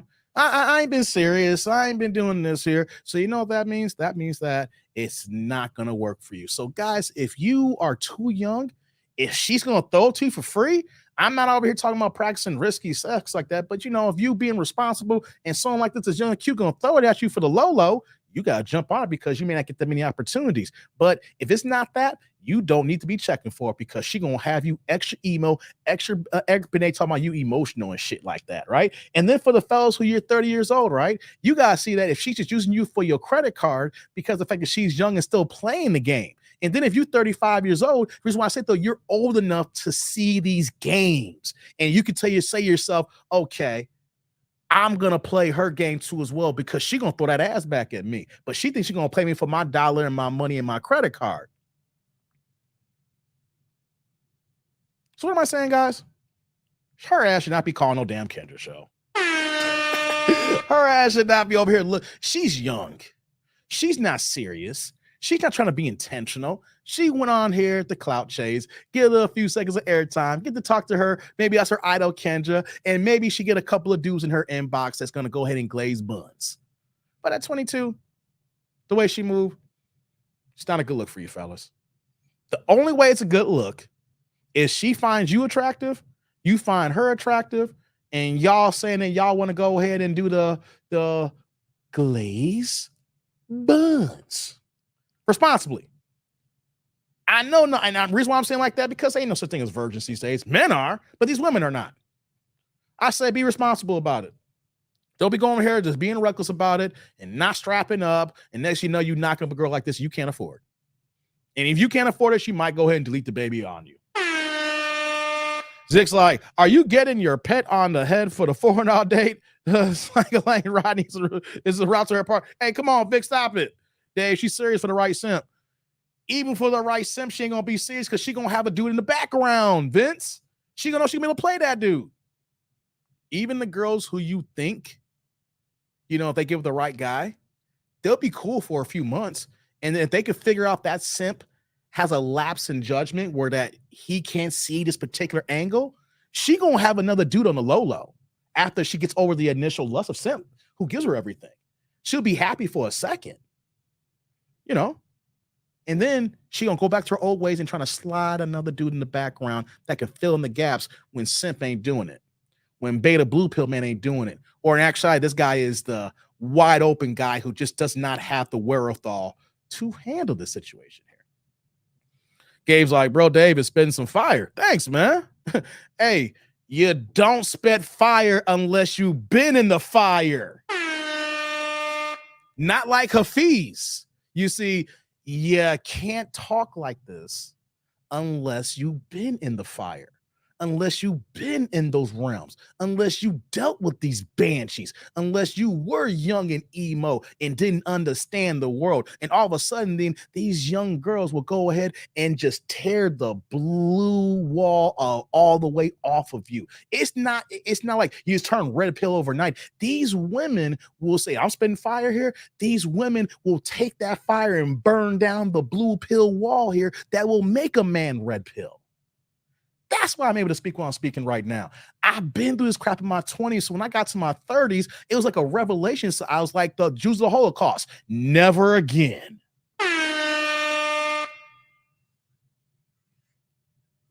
When you've been burned, you recognize some things. But you can't spit fire unless you've been in the fire. It's like Game of Thrones. It's like Khaleesi, all right? She was the mother of dragons, and she was able to walk through that fire. And when she walked through that fire, she had her dragons to breathe the fire on her enemies, y'all. Guys, it's the symbolism of Khaleesi. Who watched Game of Thrones? I know Derek watched Game of Thrones. Who watched Game of Thrones? I love Game of Thrones. But that's the symbolism here. You have to get burnt up to be able to spit that fire too, right back. You got to be in the flames to understand it. You got to live in it. You got to revel in to understand it. And if you haven't, then all you are is Hafeez. Quick's like, I hope Kiki Khan baby daddy take his kid and put her on child support. He's definitely a primary carer. Quick, that is why I think they got back together. It's not official that they're back together, but they went from unfollowing each other on Instagram, right? As soon as you unfollow somebody on Twitter, Instagram, it's like, breakup. But now he's posting pictures again. So without them publicly speaking, but you're seeing them doing what they're doing, they're kind of back together. And quick, you know why? Because she don't want to pay that child support. He went from being a personal trainer to a stay-at-home dad. And you know what would have happened if they broke up? He could file for custody, knowing he's already been the full-time dad up to this point here. He ain't working. He's doing all these things here. So you know what's going to happen when you got her, a professional woman, making this money here? And hey, she took his ass back, and probably her people was like, do you want to cut that check? She was like, no. Then get that dude back. Not me when I say that dude. But back to it here. We're going to put a bow on this here, guys. But real talk, though, sometimes a girl could be too young. And if she's too young and she's throwing you the rhythm, I get it if you're going to have a good time. But if you want to find yourself a girl that's 22 years old or young, like, you know, in this age bracket here, and you want a traditional nuclear relationship you're trying to build here, if she says out of her own mouth that she plays around and she's trying to be intentional and serious, she ain't ready. It's going only time a woman is ready when that is out of her system. It's not just going to be the right guy. It could be the right guy that's 6'4" NBA player. That's, you know, what's his name? That just got the new deal. Anthony Edwards, former #1 pick. Play for Minnesota Timberwolves. Just got a new max deal. His rookie max is worth 5 years, up to $260 million. Talking about these hoes can't get his money because he's smart as hell, right? Even a woman found an Anthony Edwards like this here, and you think these women like she got the $260 million man. She'll be happy at first, right? But let her run into somebody like who, you know, she may say, I got Anthony Edwards, but let's say if she runs into a Steph Curry. We know Steph Curry's married, but there's levels to the game. She's like, I can get Anthony Edwards at 260. I know Steph got a wife, but he on that 500 million. He a champion. He got that championship pedigree for the future shorties. Oh, these girls are scandalous. They'll try to level up even though they may have got the prize of Anthony Edwards. Oh, yeah. Oh, yeah. If they have a window to escalate even higher, even though they got the W, they will roll the dice, go all in on the craps here and say, you know what? I know Anthony Edwards is only 22 years old. I know he got a $260 million contract, and barring injuries, the next deal's going to be worth $400 million. And then the All-Stars and the All-NBA teams and the playoffs and then the limelight. But he's in Minnesota. I don't want to live in Minnesota. But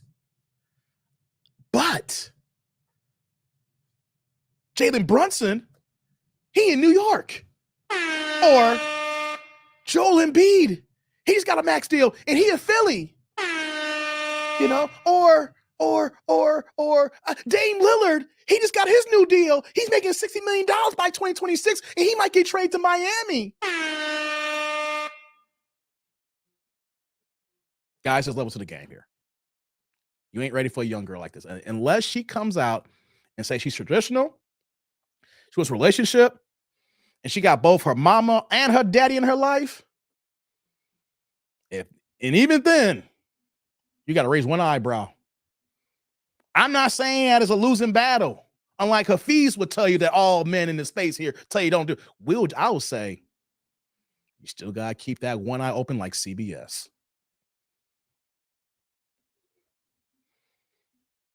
So, fellas, some of y'all ain't built for a chick like this. It's going to take a grown-ass man. And even then, the way this game is, she still might be only straight for the stroke. Okay, guys, I'm about to get out of here, man. Shout out to everybody on this Saturday, man. Weather's getting bad, I see outside. And everything, about to go get me some dinner. Call the night, get ready for some stuff this weekend. Got to work this weekend, too, but we'll be back on Sunday. Barring health, if the voice is still good, we'll be back on Sunday. The goal is that we're going to do these Sundays at 12 noon Eastern. It's the game plan. We're adding Sunday to the schedule here, guys. So I appreciate you guys checking in with me here. It's Friday. I hope y'all enjoy y'all weekend. Hey, man, I'm trying to enjoy mine, even though I got to work a little bit. But I need you guys to do here. comment, like, subscribe, and click on the bell notification below and support the kid here, man. You know what I'm saying? These live streams take a lot of work. I'm knocking on the 3-hour marker here. So I need you guys' support here, man. Real talk.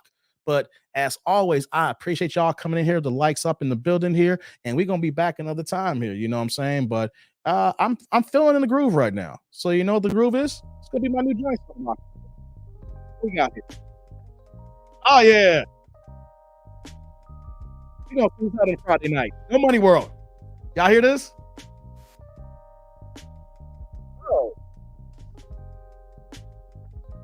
Oh yeah, this is show off, right? Like that smooth melodic sounds. It's the Quiet Storm. But TD&D, that dude named Dave. I'm here to talk those pangs off of them girls.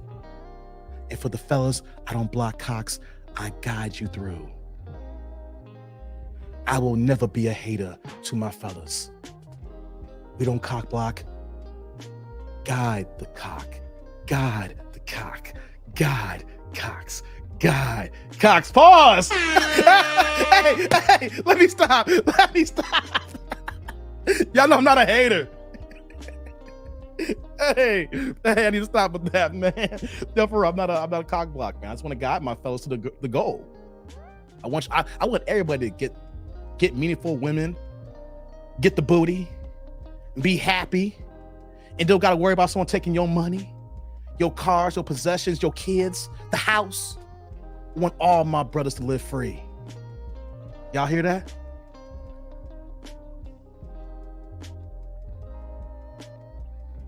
Man, that guitar hits, y'all. All right, I'm gonna get out of here, y'all. Got me going here.